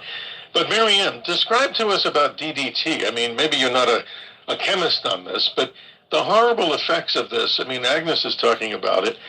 That's just horrible what they did to spray neighborhoods. I was watching your video, and they were going through San Antonio, Texas, as if you're driving down the street, spraying everything all over the place. It gets into your house. Tell us more about DDT if you can. That's a horrible thing. Well, Rachel Carson wrote Silent Spring. She was integral in forming the Environmental Protection Agency that David Hackenberg says the environmental protection, whatever. And DDT, as I mentioned earlier, was a literal campaign. DDT is good for me. Mm-hmm. That's why children were getting exposed, and only to find out that it was integral in causing lots of birth defects. Yeah, I mean, it's a horrible thing. If you look back in time, they hit us with so many of these different chemicals, and what, still to this day, the causation and connection that we're going to bring up even in more detail. Vanishing of the bees, one big culprit, of course, we're repeating it, so everybody can hear it clear and loud and clear, that of pesticides. Agnes in New Jersey, thank you for being part of the show. I appreciate your time. Let's move on to Stella in Queens, if she's with us. Stella, good morning. You've been patient. Your observation. Yeah, because this really bothers me. I received something in the mail complaining about the Bayer company doing things to kill bees. I don't know where I put the thing now, but I receive a lot of things like this. Yes. And I mean, if you remember a while back when we had West Nile virus, they would go around the neighborhoods and spray for that too. So no matter where you live, you're getting hit with something, and it's not something good. And I have bees that come to the front of my fence because I'm in Queens, so I'm in it's a busy place. It's not just quiet. Right, a lot of traffic. Right, a lot of traffic. Right, and they come and they sit there in the front. They never bother me. Never, and they've never bothered me. They're interested in what they're doing, whether they're looking to pollinate there or what, I don't know. If I could help them, and if I knew the right things to do, I would want to help them. Because I really feel, not only for our diet, but I feel sorry for them. They don't know where to go. That's exactly right. And if we don't talk about this kind of subject, nothing will happen, right? It'll just go into history. Imagine people in the future, 100 years ago, 100 years later, Stella, that see in some kind of museum, that was a honeybee. Well, what do you mean that was a honeybee? Well, they're gone. They're extinct, and that's a horrible thing. Look at our food production and the pollination. Marianne, we get the great callers here. Your commentary to Stella, and she's right on. She has a heart. She wants to do this. She wants to bring the bees, into her neighborhood. Look at all the trouble that they have. And anyone else, you can reach me at Maryam, Maryam, at honeycolony.com to connect them further. There, yes, I got my first death threat. Have you really? Going to listen on there. Oh. You got, repeat that. I couldn't hear you. You got a death threat regarding what? Say that again. Got a jail threat to watch my tires if I was going to blow the whistle on Bayer. Oh boy, this is powerful stuff.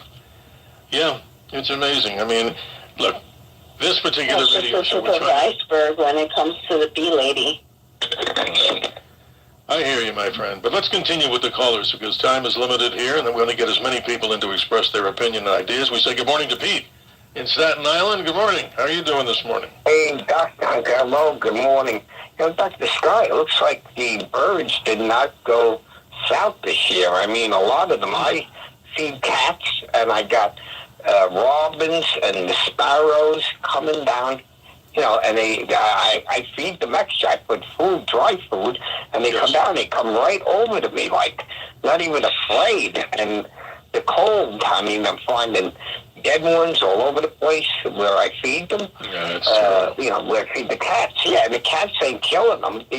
They're just like falling from the cold. But I don't know. I've seen so many robins and sparrows and blue jays, like they never left.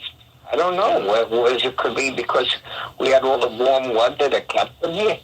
We don't know, and that's exactly why we do these programs, Pete, because we're trying to open up the answers, which hopefully we can get sometime with these mysteries that are out there. And this one, not only with the honeybees, but you know, you've heard the program for many times. We've had people talking about birds and migration. And if I were going to be a betting man, my situation here would say there's something in addition to what Mary Ann is talking about and Richard commentating on, is that there's something in the electromagnetic area with all this spurious radiation. In simple Earth, you got so many damn frequencies coming into these animals, insects, birds. Let's say that they're not getting interference from that. You bring up some good points, Pete. So let me have Mary Ann and Richard, either one of you, jump in because this is an open forum on the topic. Well, I will say that there's a lot of dysregulation in the natural world for various reasons. And the electromagnetic interference does have an influence on all of us, whether you're a bee or a being. It's impacting us, and the sun that Earth itself has an electromagnetic field.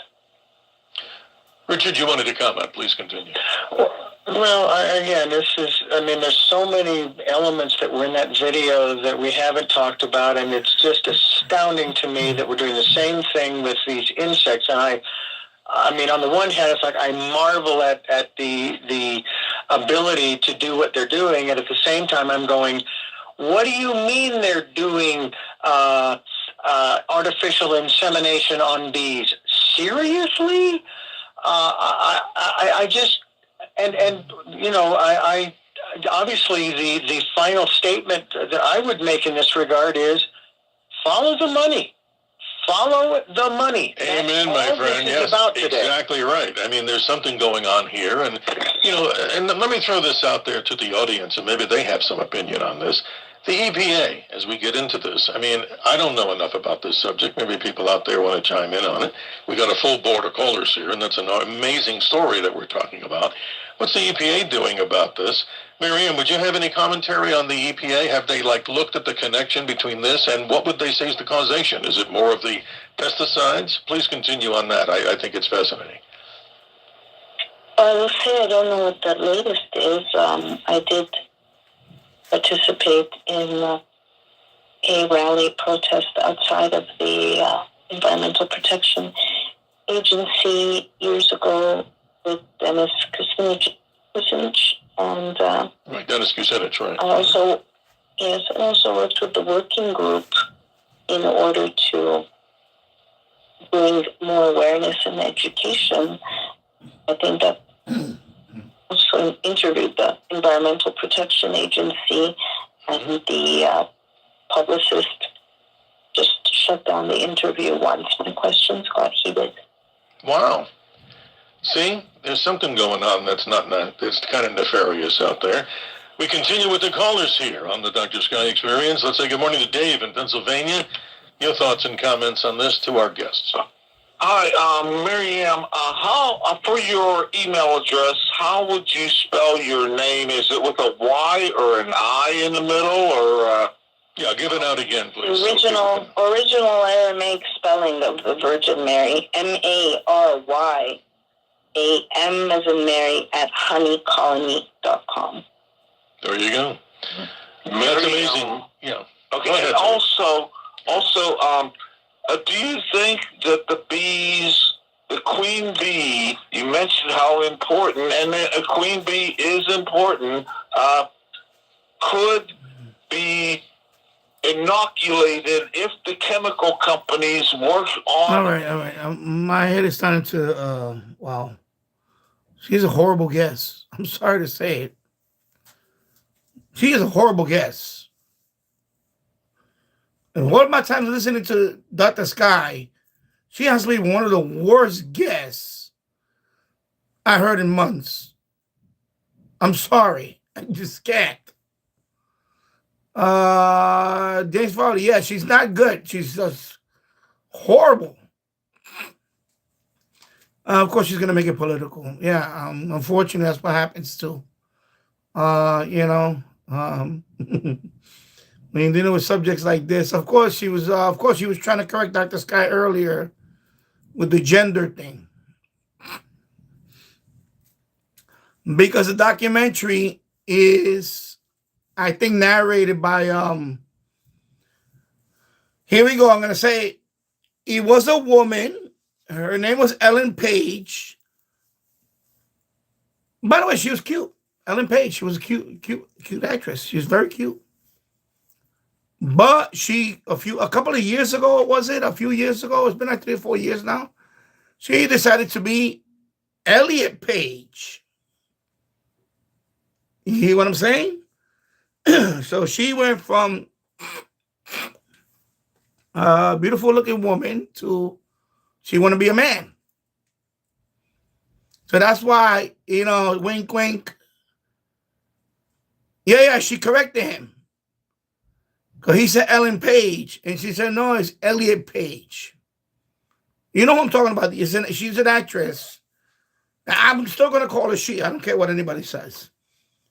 But Ellen Page became Elliot Page. So, yeah. So early on, she corrected him. And I was like, oh, boy, here we go with the gender shit. Here we fucking go.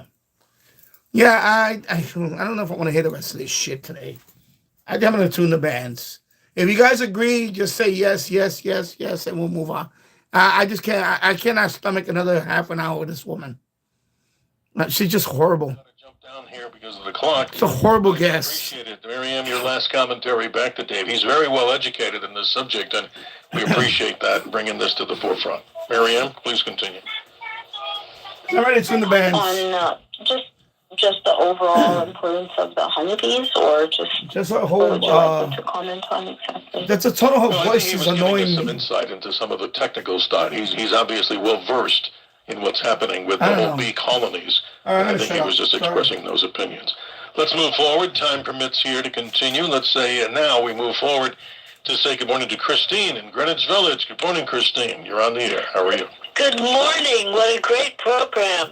Thank you. I had an adventure with a queen bee, and you will not believe me, and I don't blame you.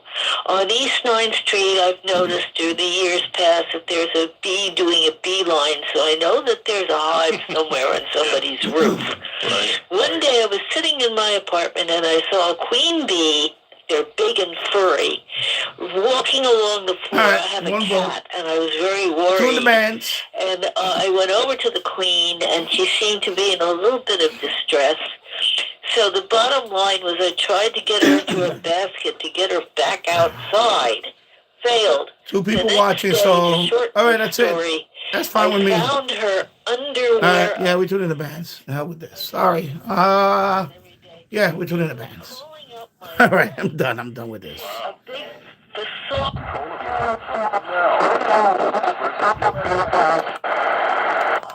Okay, hold up.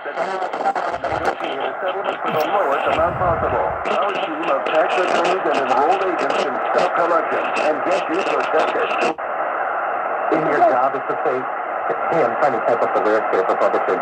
What are you saying? What is a Hare Krishna? Is that what you're thinking of? I mean, yeah, I'm thinking,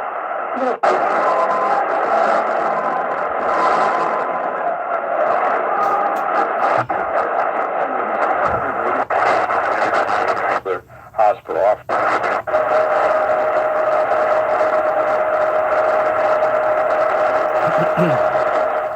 So, of course, this is connected to the U loop.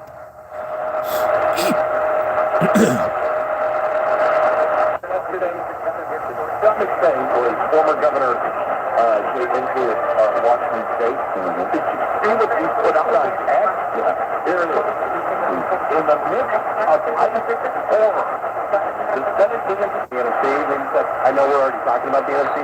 Seattle had a hell of a season. But so this is WSCR out of Chicago. Chicago. Back and they've got 2 first-round picks this year. Philadelphia. I'll leave it on here for a few minutes, see if maybe Cuba will come in. Like one time, I was, I believe, last week or something. A couple of weeks ago, I think. I mean, you look at Seattle, the Rams, the Eagles, the Packers. Right now, Chicago coming in pretty good. Somewhere, I think that John Harbaugh going to the Giants. Not that they're going to be among the elite next year, but they're going to be a playoff team, I believe. The NFC is very tough, man.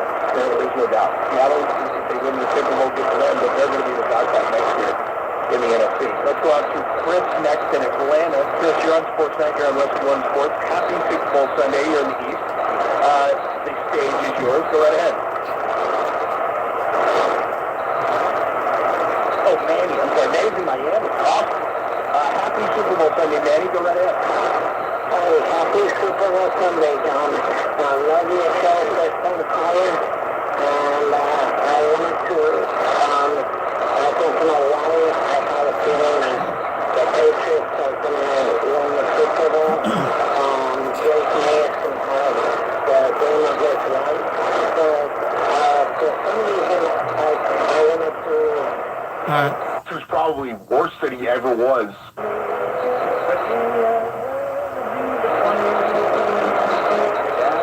There you go, WSM out of Tennessee, out of Nashville. Coming in good now.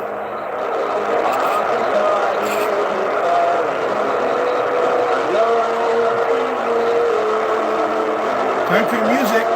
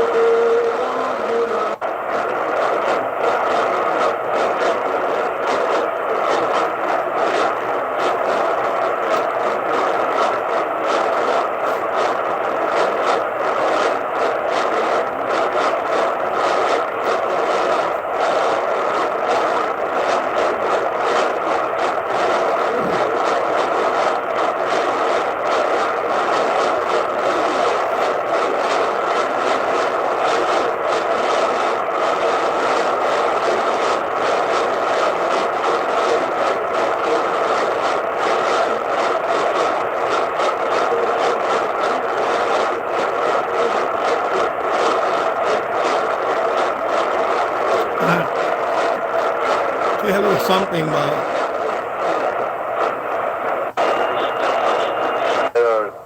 per capita, probably the largest kidney donors.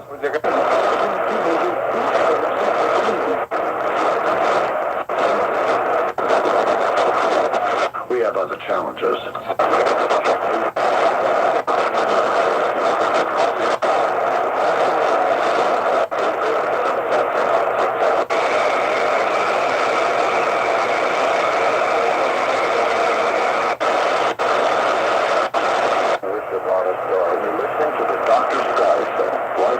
Get out there and live it. WRCR.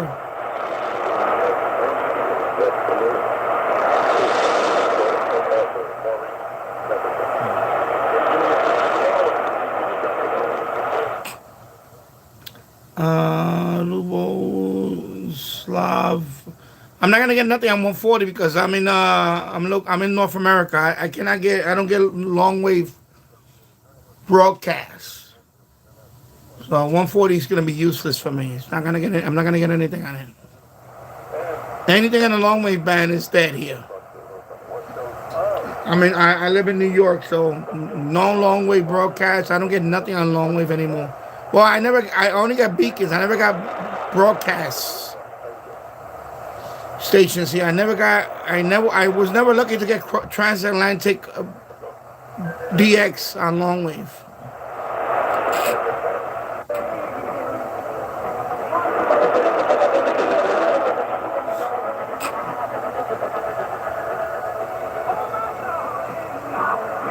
Okay, definitely not Tony Orlando. That's what got. By the way, that's what got my last week's stream blocked. Out of all the songs, it was Tony Orlando's song that got me blocked in the U.S. I'm gonna stream. I'm gonna tune on FM first. You know what? Let's do FM. Sorry. Oh my God, what am I doing? FM.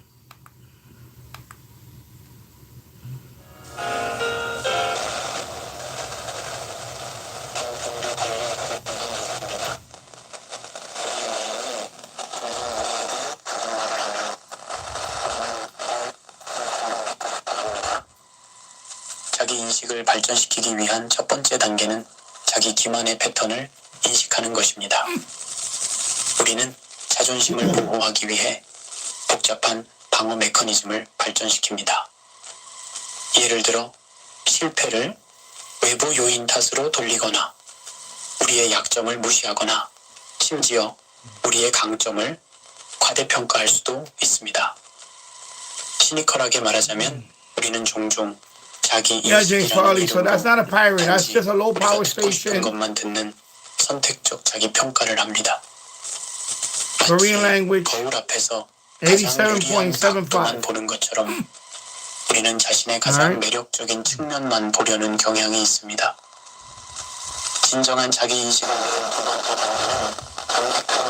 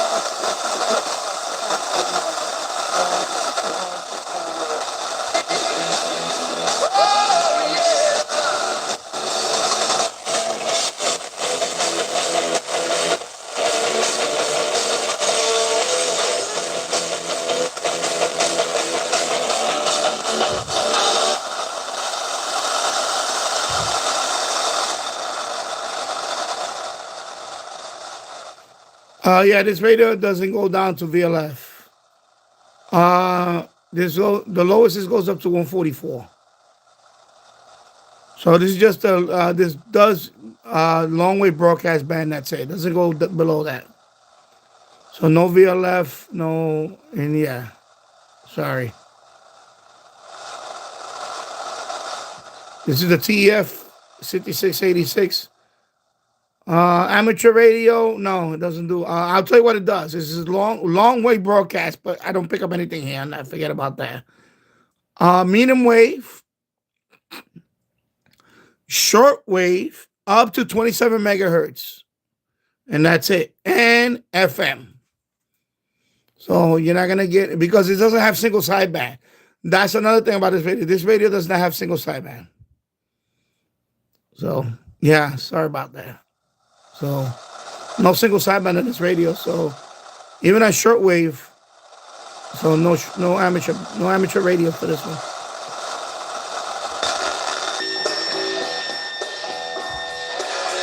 This is a song about a girl who went shopping. On the shopping trip, she bought a pot covered with Teflon for cooking vegetables.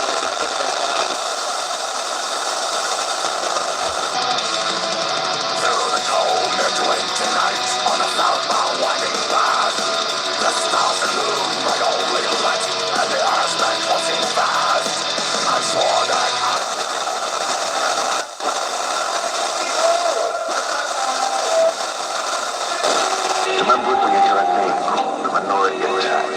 Lying-eyed reasoning assault on people or any human being. He's alive because he's things. Keep him alive. So my friend, I'll do a quick band scan on shortwave. Let me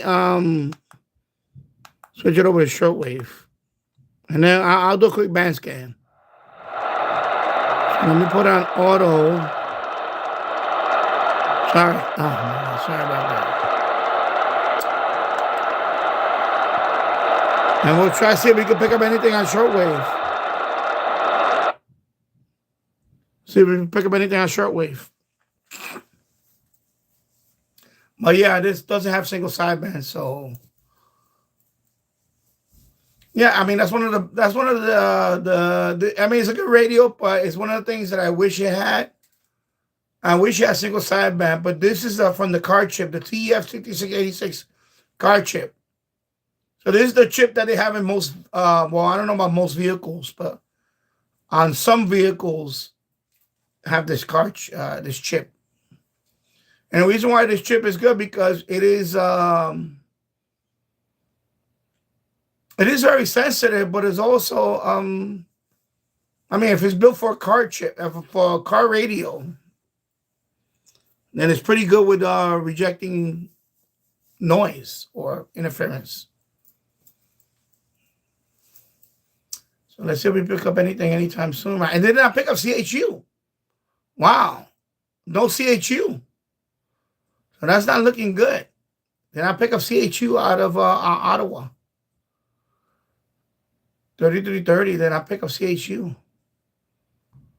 And right now it's, wow, it's not picking up even, okay, yeah, it's not a good scan right now. Well, you know what? I'll stop it. Let me stop it. Let me make the bandwidth more narrow. Maybe that would help. Maybe I put the, let me scan again. I'm going to go back down and then I'll go back up. Because maybe the bandwidth was a little too wide. Let's see if it picks up anything. There you go. Okay, so I had to narrow the bandwidth. So this is Rebelde.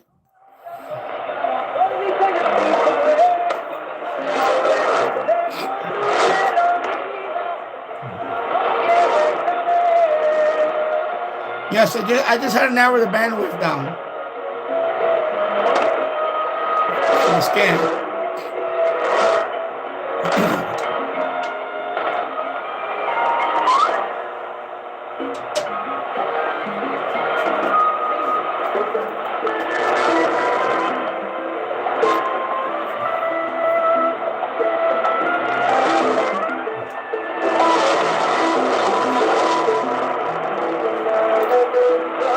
All right, we'll come back up. Let's see what else we can pick up. And then we'll scan back up. Okay, see, yeah. And let me read that again. Yeah, so I have to narrow the bandwidth. Okay, so justly. Yeah, much better. To love mercy and to walk humbly with thy God. Do you think God will consider your work justly if you accept an adulterer or a homosexual in your family and say and do nothing? And let the world know that you have no problem. Oh boy, religious banter. You know, let's look at Proverbs 27:5 also. Open rebuke is better than secret love. Preachers. Open rebuke is better than secret love. And preacher alert. All right, moving on. I think adulterous sins. All right, let's see what else. See what else we can pick up. And then we'll scan back up, and then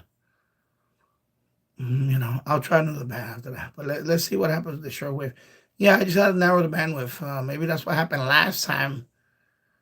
I think it was 2 or 3 weeks ago, and it was like nothing on the shortwave band. I was like, okay. So let's see if it gets CHU at least. It should get CHU. CHU, right? Let's see. And then we'll go back up. No, CHU. Wow. Oh, no CHU. No CHU. Okay, so we're gonna scan back up. Wow, no CHU out of Ottawa. So yeah, well,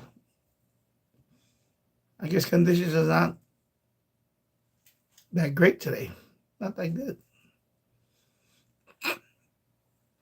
I was doing FT on 10 meters earlier just for about an hour. Made a couple of made a few contacts, that's it. I'm little by little getting that USA 250. I'm about 184 contacts now. So I'm about 72% complete. To talk to them about it. You can't All right, say, let's well, keep on. Let's we keep love on. that. We're gonna go up. Let's see what else we can get. And of course, okay, we got 5,000. We got WWV. Coordinated universal time.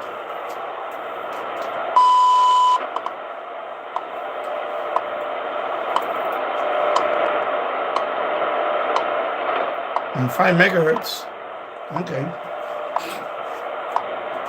We got that.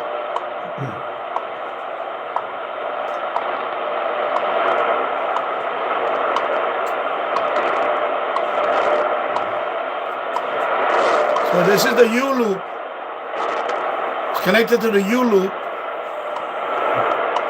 Of course, slightly damaged U loop. I plan to fix it when the weather gets warm. I will take it down temporarily, and I will replace it with the MLA 30. On that spot, I'm going to replace it with the MLA 30 and try to fix up the U loop. If not, maybe I'll purchase a new one. But I'm going to try to fix it up. Coordinated universal time.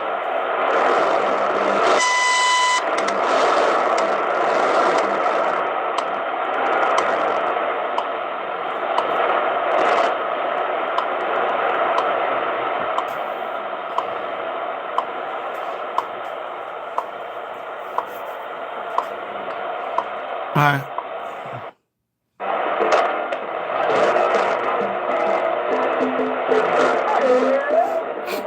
Rebelde.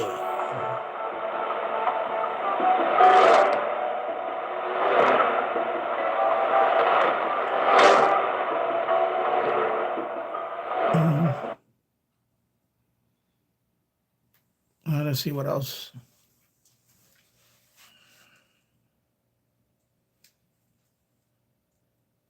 I'm hoping around 6,000. Maybe I'll pick up 60, 70 at least. Or maybe 59. Why we 58, 50. this Okay. plan in September last year, because it was not too late. We are not too late to compare to other countries, but it was about time to do something about that. So you mentioned in the beginning of your answer that the AI is being used right now without many clear rules for the students. Do you have also some sort of regulation in your project, like in the plans? Because I think this is the most concerning topic for the parents especially. Well, we have guidelines. We have already gotten Again, James Farley, thank you for the Ruby. for students and also for parents. I just read this particular I'm really enjoying the gifting on YouTube. Of course, this is for vertical streams only. The gifting. It's a new thing.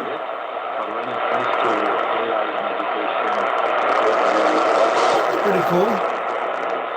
To encourage use of AI tools in this All right, let's see what else. Thank you, Lord. Seeing the righteous God maintain that every disobedience, every transgression receives a just recompense reward. Don't know God right?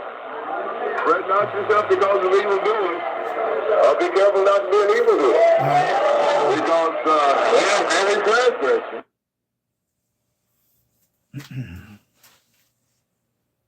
All right, nothing in the 6,000 right now.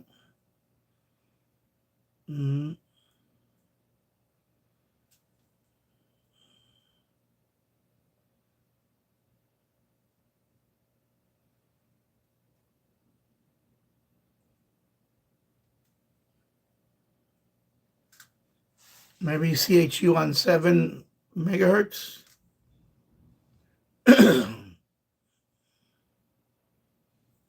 Well, 7490 maybe. No, wow, nothing there. What about 77? Let's see. Schools like that. Okay. When we kind of focus on just the schools in Slovakia, we know that demographically, sometimes the schools or even the children don't have the same, let's say, basis. Like some schools are not as financially stable as the others. So how does the project, if it does, deal with the differences between schools so that the AI doesn't maybe increase or create inequalities between students? That was actually one of the main concerns and the main reasons why we decided that we need some sort of national plan. Because we have schools and kids which are very, very, fast in adopting new technologies. We have those schools also in Slovakia. And we have schools which are, slower or hesitant. That's a place for the ministry to make sure that we won't create another digital divide between those who are using AI tools and those who are not using AI.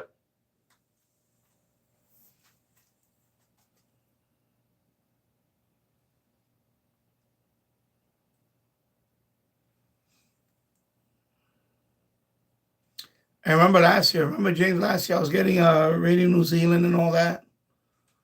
And nothing so far this winter. Nothing. Nothing like that so far. Radio New Zealand, what is it? Pacific? Nothing. Spend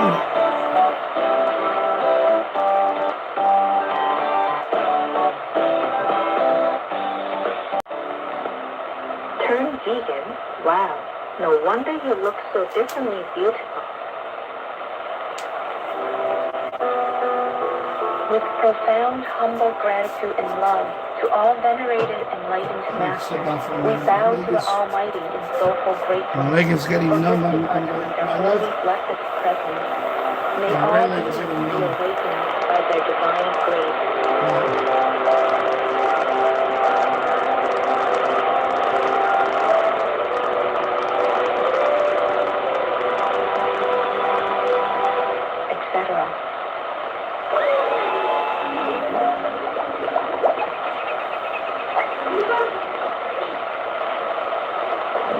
Smart kid?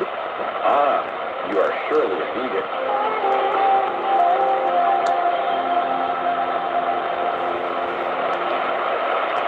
You now invite you to watch the next part of this profound lecture titled Only When We Are Young. You will progress to part 4 of 4 on the master and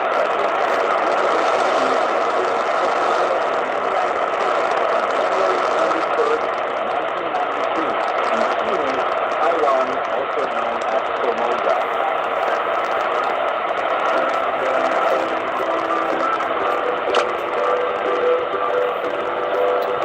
It's a CRI, right?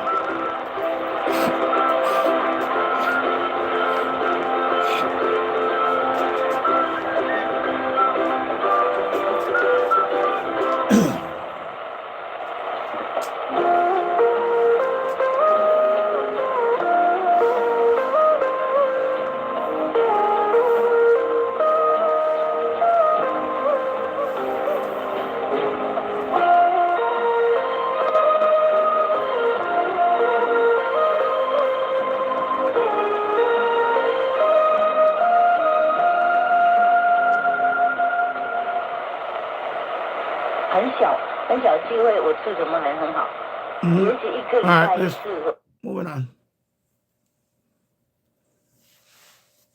Formosa, that is the former. When you hear Formosa, that is the former name of Taiwan. So Taiwan originally was called Formosa.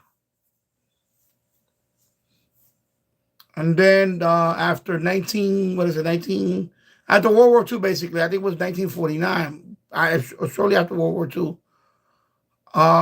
they became Taiwan, independent away from China. Of course, China became communist, but Taiwan became its own. What they call what is it? The exact. Not the People's Republic. It's a Chinese something. Anyway, it's obviously a democracy. So Taiwan became, Formosa became Taiwan, and of course, James Farley. I got a QSL today from 10-meter CW beacon from Panama, running 3 watts. Oh, nice. Funny you mentioned. I was thinking about that today. I was thinking, but I can't. I wish I could do 10-meter beaconing. I know 29. Well, not 10 meters actually. No, not 10 meters. Excuse me. I know 29. Well, you know what? Yeah, 10 meter. I'm talking about the beacon. I'm talking about is 29 megahertz. I demonstrated once on a live stream, but then I found out that I couldn't do that. I wasn't allowed to do that. For my license, I'm not allowed to do that. So that's why I don't do it now. That I know at the time. Not that anybody told me, but I was reading. There's a forum on that on Facebook. And when I went in there, I was reading the comments, and I guess somebody posted similar, and they had told them, I think based on your level of license, you're not supposed to do that. So I looked up looked at the fine print, and it turns out that I cannot do FM mode on 10 meters, which another thing that sucks about the technician license.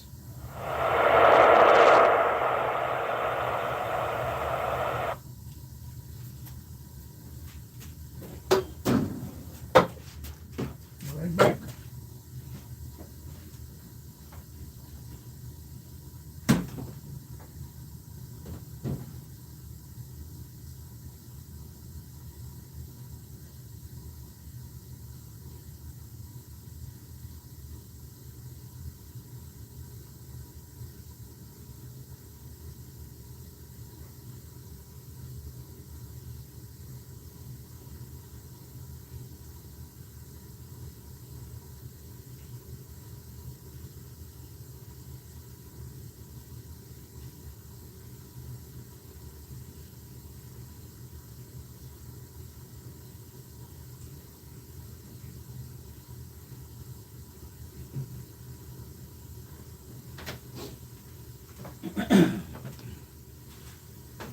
I'm still scanning. I didn't find anything there, but I'll let it scan a couple of more.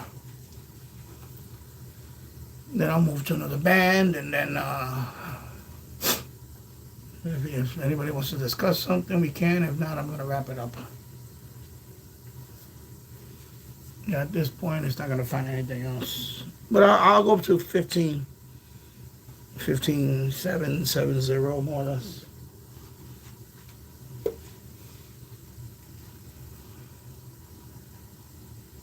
Yeah, that was a horrible guest we had today.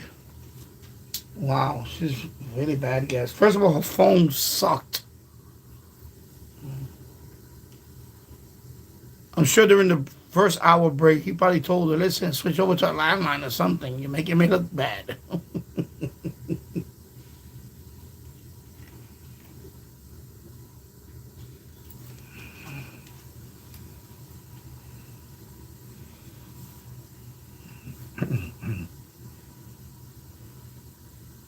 Oh, there you go.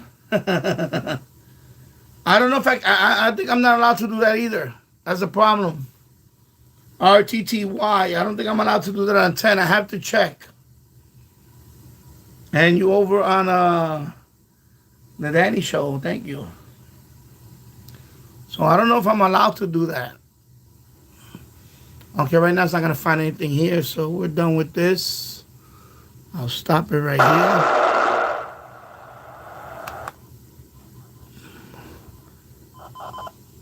I'll scan a couple of more bands. Let's see what we find here. I'll scan a few bands here. Not gonna find anything here. And then I'll scan the long wave band just for my friend Luboslav Lambev. If he's still on. I'll scan it anyway, but I'm not gonna get anything on long wave band. Okay, so we're done with that. It's gonna go to find the okay.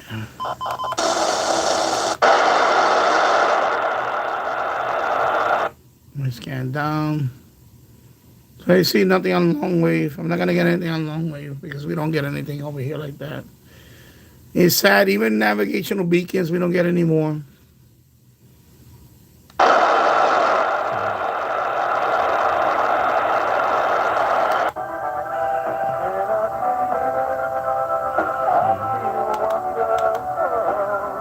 Yeah.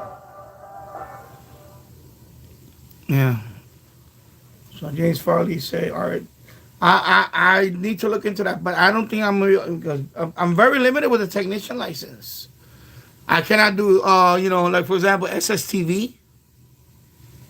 I thought I can, but I can't. Plus, everything on 10 meters is not that. Even JS, like for example, JS8 call, right? JS8 is kind of like FTA, but you can a little more texting. It is popular. It's getting popular, but at 20 meters, it's more popular on 20 meters than 10 meters. Like 10 meters, there's nobody on 10 meters to do all that stuff. So those modes like JS8 or JS call, whatever it's called, JS8 or JS call, something like that. JS8 call something. I don't know. I forgot. They do have a calling frequency on 10 meters, but nobody's there. Nobody does that. From what I read, it's more popular on 20. It seems like everything is popular on 20. Same thing with packet radio. It's more popular on 20. Even CW stuff. And by the way, I'm going to make an announcement right now real quick. I ordered this device a couple of nights ago, because I did get my money refunded for the antenna damage. So right now I got 2 damaged antennas. So basically, one of them is going to be very serviceable. I can fix it right away. So I did get my refund. They did refund me my $49. So I went and bought a CW device. I've been looking into this for a while. It's a little hardware. It's a board. It has a little LCD screen on it. It's a decoder, but it's also an encoder. What I mean by that is I can actually use my keyboard. That way to help me learn CW. So I can actually not only decode, but I can send messages. I could, so that way I can learn by hearing. I'm gonna put, of course, I can put my keyer along with it, but also I can type. I can type it, and it'll send that out as a Morse code, which is pretty interesting. By the way, they do have several software that does that already. I looked into some of them, but some of them they want you to pay. Like for example, Ham Radio Deluxe software. There's a software called Ham Radio Deluxe that does that, but they want you to pay like a yearly fee of $99 or something. I'm not doing that. And then another one is CW Get, and there's another software that goes with that. You can do the same thing. FLDG does it to a certain point, but it's not the greatest. So, and of course, there are hardware devices that do that. I think the most famous one that has been out for a few years and is no longer made is the MFJ from, of course, MFJ 464 CW decoder and keyer. Is a box. It's like a big black box. Sorry. It's like a big black box, and you can do things like that.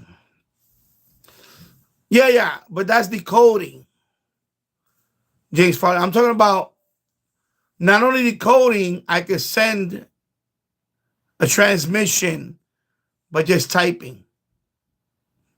I know people are gonna say, well, that's, it's not cheating. It's just that, to learn, for me, I want to use it to learn the protocol, like and then, but also that's a lot of people use that for contests. That's what they really use it for. A lot of people use it for contests.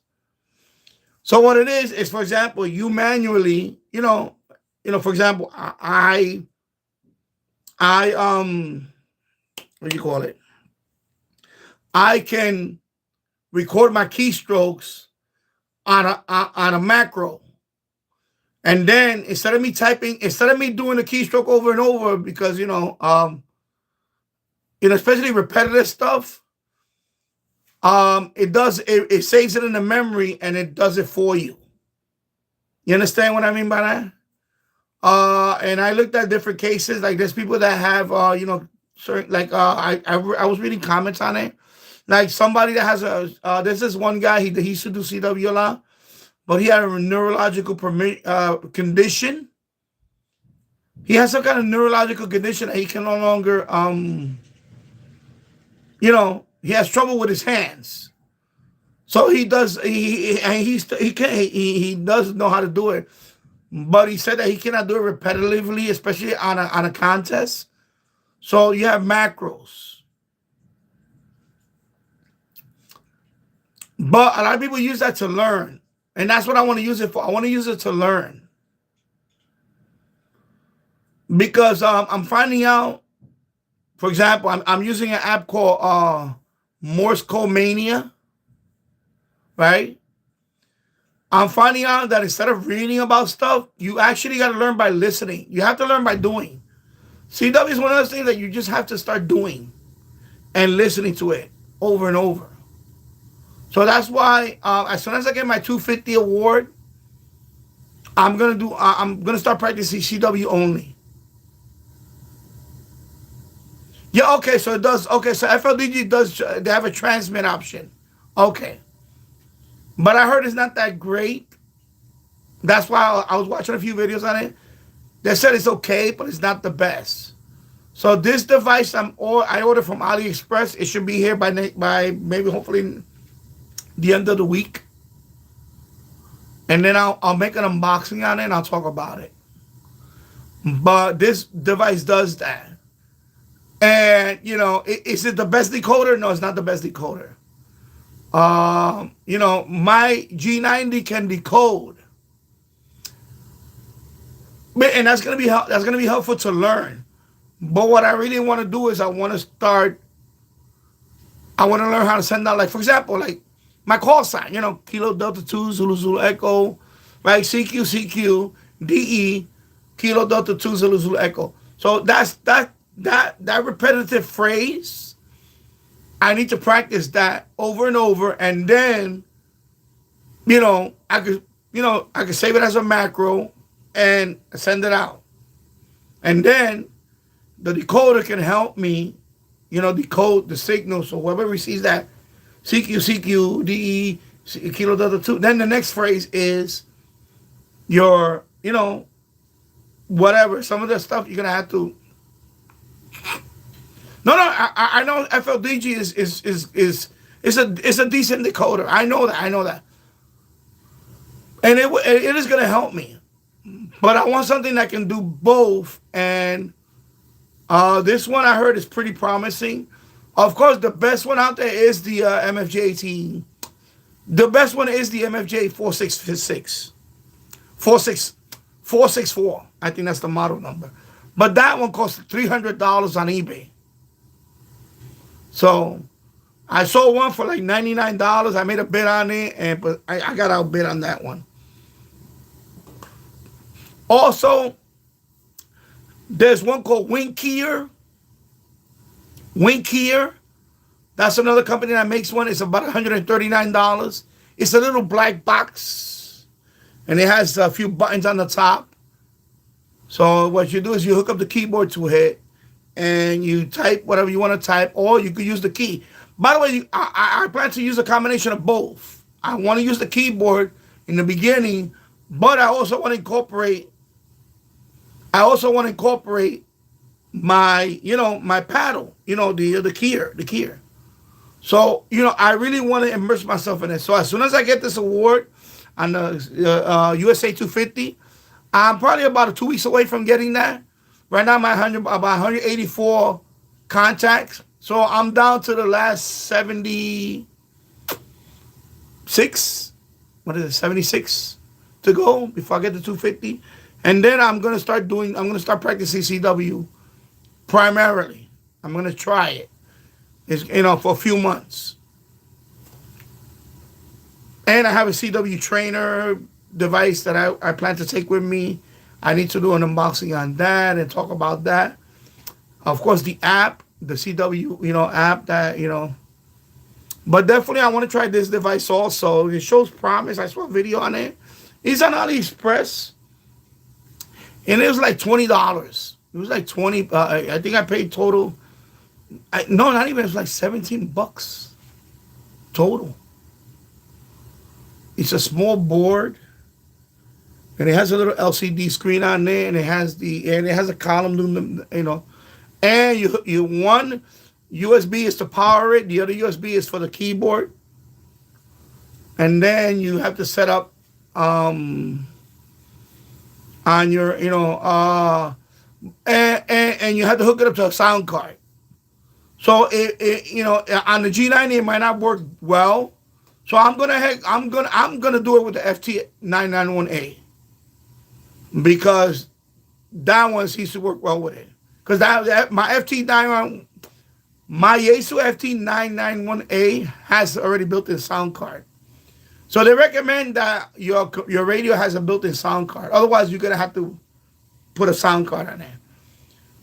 My G90 doesn't have a sound card. I have to use a device. There's a device that I use with that. It's called a DE, what is it? Zygu DE18? I forgot the name of it. It looks like a hockey puck. And that one has that's a sound card in it. Or the sound interface. That's not even a sound card. That's just an interface that connects to, and I still got to use a USB sound card. That's what I also got to use for the G90. For the Yaesu, I just plug a USB into the computer and that's it. So I'm going to test it out on the Yaesu. That's why I want to finish this 250 award. And then I'm going to start dabbling into that. It's something I want to do. Of course, CW, I can work more bands on CW. I can go down to, I believe, 160 meters. But I definitely want to work 80 meters. With the technician, I can do 80. I know I can do 80. I know I can do 40. I definitely can do 20 on CW. So, you know what I'm saying? That's going to really open up that. So I'm excited about it. I'm very excited about it. I want to try it. And like I said, let me just get my 250 award for, the 10 meter mix, whatever. Well, it's not going to be mixed, it's going to be digital. And then I'm going to move on to the CW thing. At some point, I would like to start studying for the test and see if I can just get that. But remember, this 250 award is only for this year. The USA 250 award is for this year. So on December 31st, 2026, that's the last day of this award. So if you don't get the award this year, you're not going to get it. You can't say, "Oh, I'll get it next year." No, there's not going to be a next year. That award that's a one and only award for this year. That's it. So I want to get that award, and then once I get that award on my profile, my QRZ, then I'll move on to the. I definitely want to play around with this device. and try that. So there you go. All right, so we're 2 hour 14-minute mark now. So 공연을 하고 있는데 그 웹사이트 중에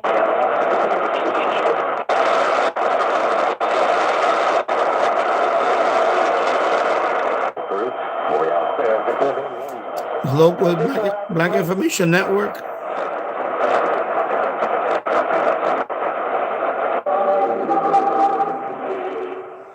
It's Family Radio, so it's local. CBEF out of Prince Ontario. Yeah, so I'm gonna definitely do the Super Bowl thing, and then I'm gonna take a small break because it's just lately I've been not feeling well. I don't want to talk about my health because, of course I didn't get prescribed the medication because I'm had the health insurance issue, but that's already fixed up now. So my visit with the doctor is going to be on the 22nd of this month. Hopefully he'll re-prescribe me and I'm debating whether I want to do it or not. I don't know yet. So that's why I'm kind of, I say, I'm going to enjoy tomorrow. I should really not eat so much, but I'm going to have some wings tomorrow. I'm going to have some nachos tomorrow. I'm going to enjoy the Super Bowl tomorrow. I'm going to have a nice stream tomorrow. And then I'm probably going to take a break. I need to take a break.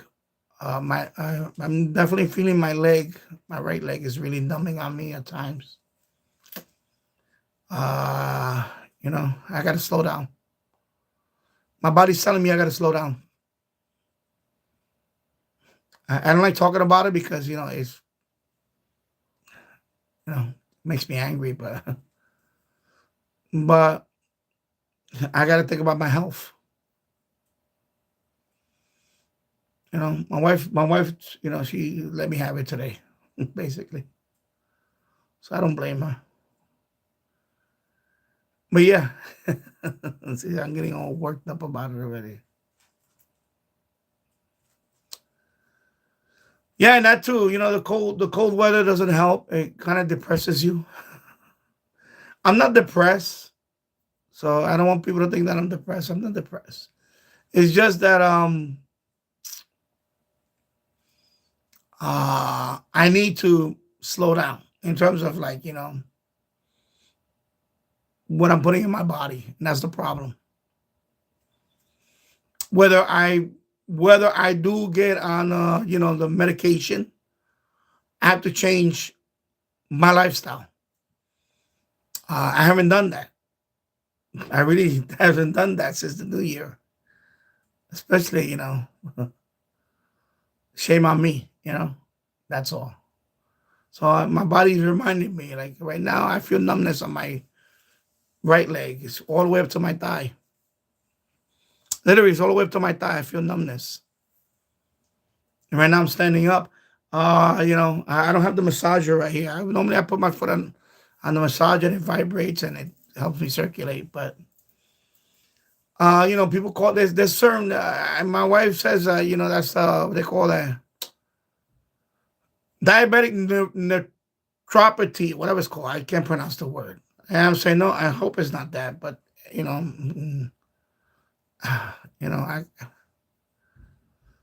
yeah, it's not, I need to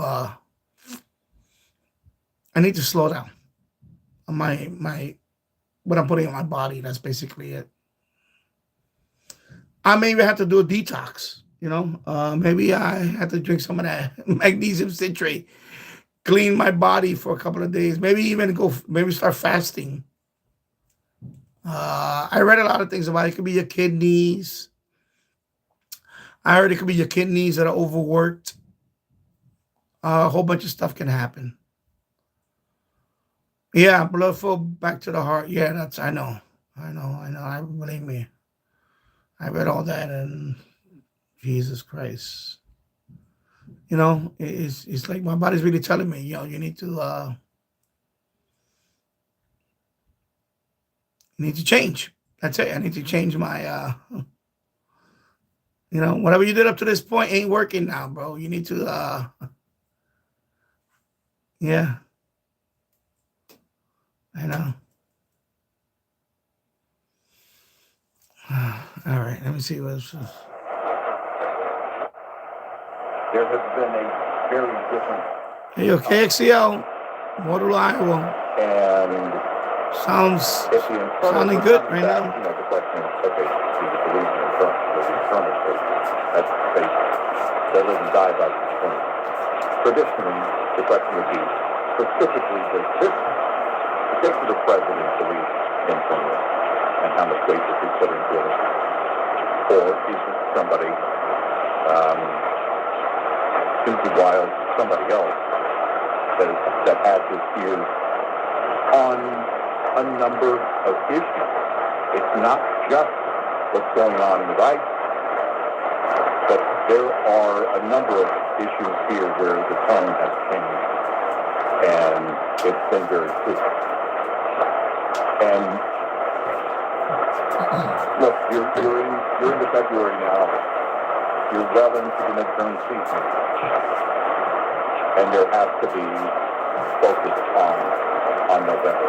You're going to need your party to get your agenda done in the second half of the session, and that's what it comes down to. And affordability notwithstanding, you win on the second revolution. Wow, it's coming in pretty good. KXCL. Archie's already, you can do it. My dad went through open heart in 2002. And I lost weight over the years. Yeah, I need to lose the weight. Like I said, I was debating whether I wanted to do the Super Bowl thing tomorrow. But I figured let me do the Super Bowl thing tomorrow, and then I'm probably going to take a break. And then we'll see. But I need to, my thing is, my wife is kind of talked me into not doing the medication thing. And of course, I waited for the weather to warm up so I can start going for my long walks. I want to start walking outside. I want to do all these things, but the weather is just too cold. I can't do anything. It's too cold. It sucks when it's this cold. Can't do anything. You know? And I was the type of person that I enjoy walking. And I could see myself doing live stream when I'm walking. You know?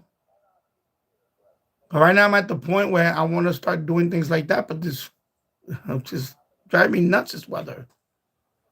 It's too cold to do anything. But yeah, I'm even thinking about getting a membership for the gym. I'm thinking about getting a gym membership down here. Maybe I'll just. Well, we have a Planet Fitness, but it's quite a walk. And then we also have a Retro Fitness down there. It's called Retro Fitness, but I think they're I don't know what the price is now. So I'm thinking about getting a membership and start making myself go to the gym. I haven't been to the gym in years, but I used to enjoy going to the gym. The reason why I used to enjoy it because it's my place to be alone. When you're married to someone and she sometimes beat up on you, it's not healthy. You understand? She beats up on me pretty good sometimes. It's not her fault. It's just, I kind of like, well, not kind of, I did let myself go. I'm not proud of it. Honestly, if you would have told me 25 years ago I would be in this shape, I would have said, hell no. But here I am,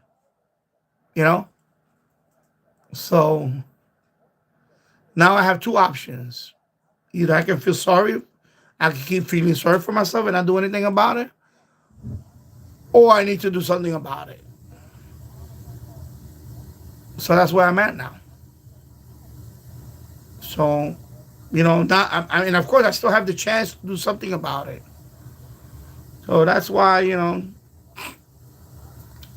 I have to, prioritize certain things. Then that's what I'm saying. I'm gonna enjoy it. We're gonna enjoy tomorrow, and then I'm gonna see from there what's gonna happen, and that's it. Like I said, this is why I don't plan. I don't plan live streams. I don't do all that because I don't want to deal with that. I don't want to deal with this channel's at the point where it's not paying the bills. It's not paying the bills. I'm not gonna go crazy over it. I know in September it'll be 10 years that I've been doing this channel. 10 years. That's a long time. 10 years. So, I still enjoy it, but there's times I feel like, what? I don't know. Maybe I need to, but like I said, we're going to enjoy tomorrow. Anyway, I'm going to sign off now. I'm just ranting now. I'm just blabbering here. I'm going to sign off now, and I'll see you guys. Super Bowl starts around 6-something, I think 6 o'clock. I'll try to be on the air about maybe 15 minutes before the Super Bowl. Something like that. God willing. And I'll see you guys later. Take care. Have a great day. Take care. Bye-bye.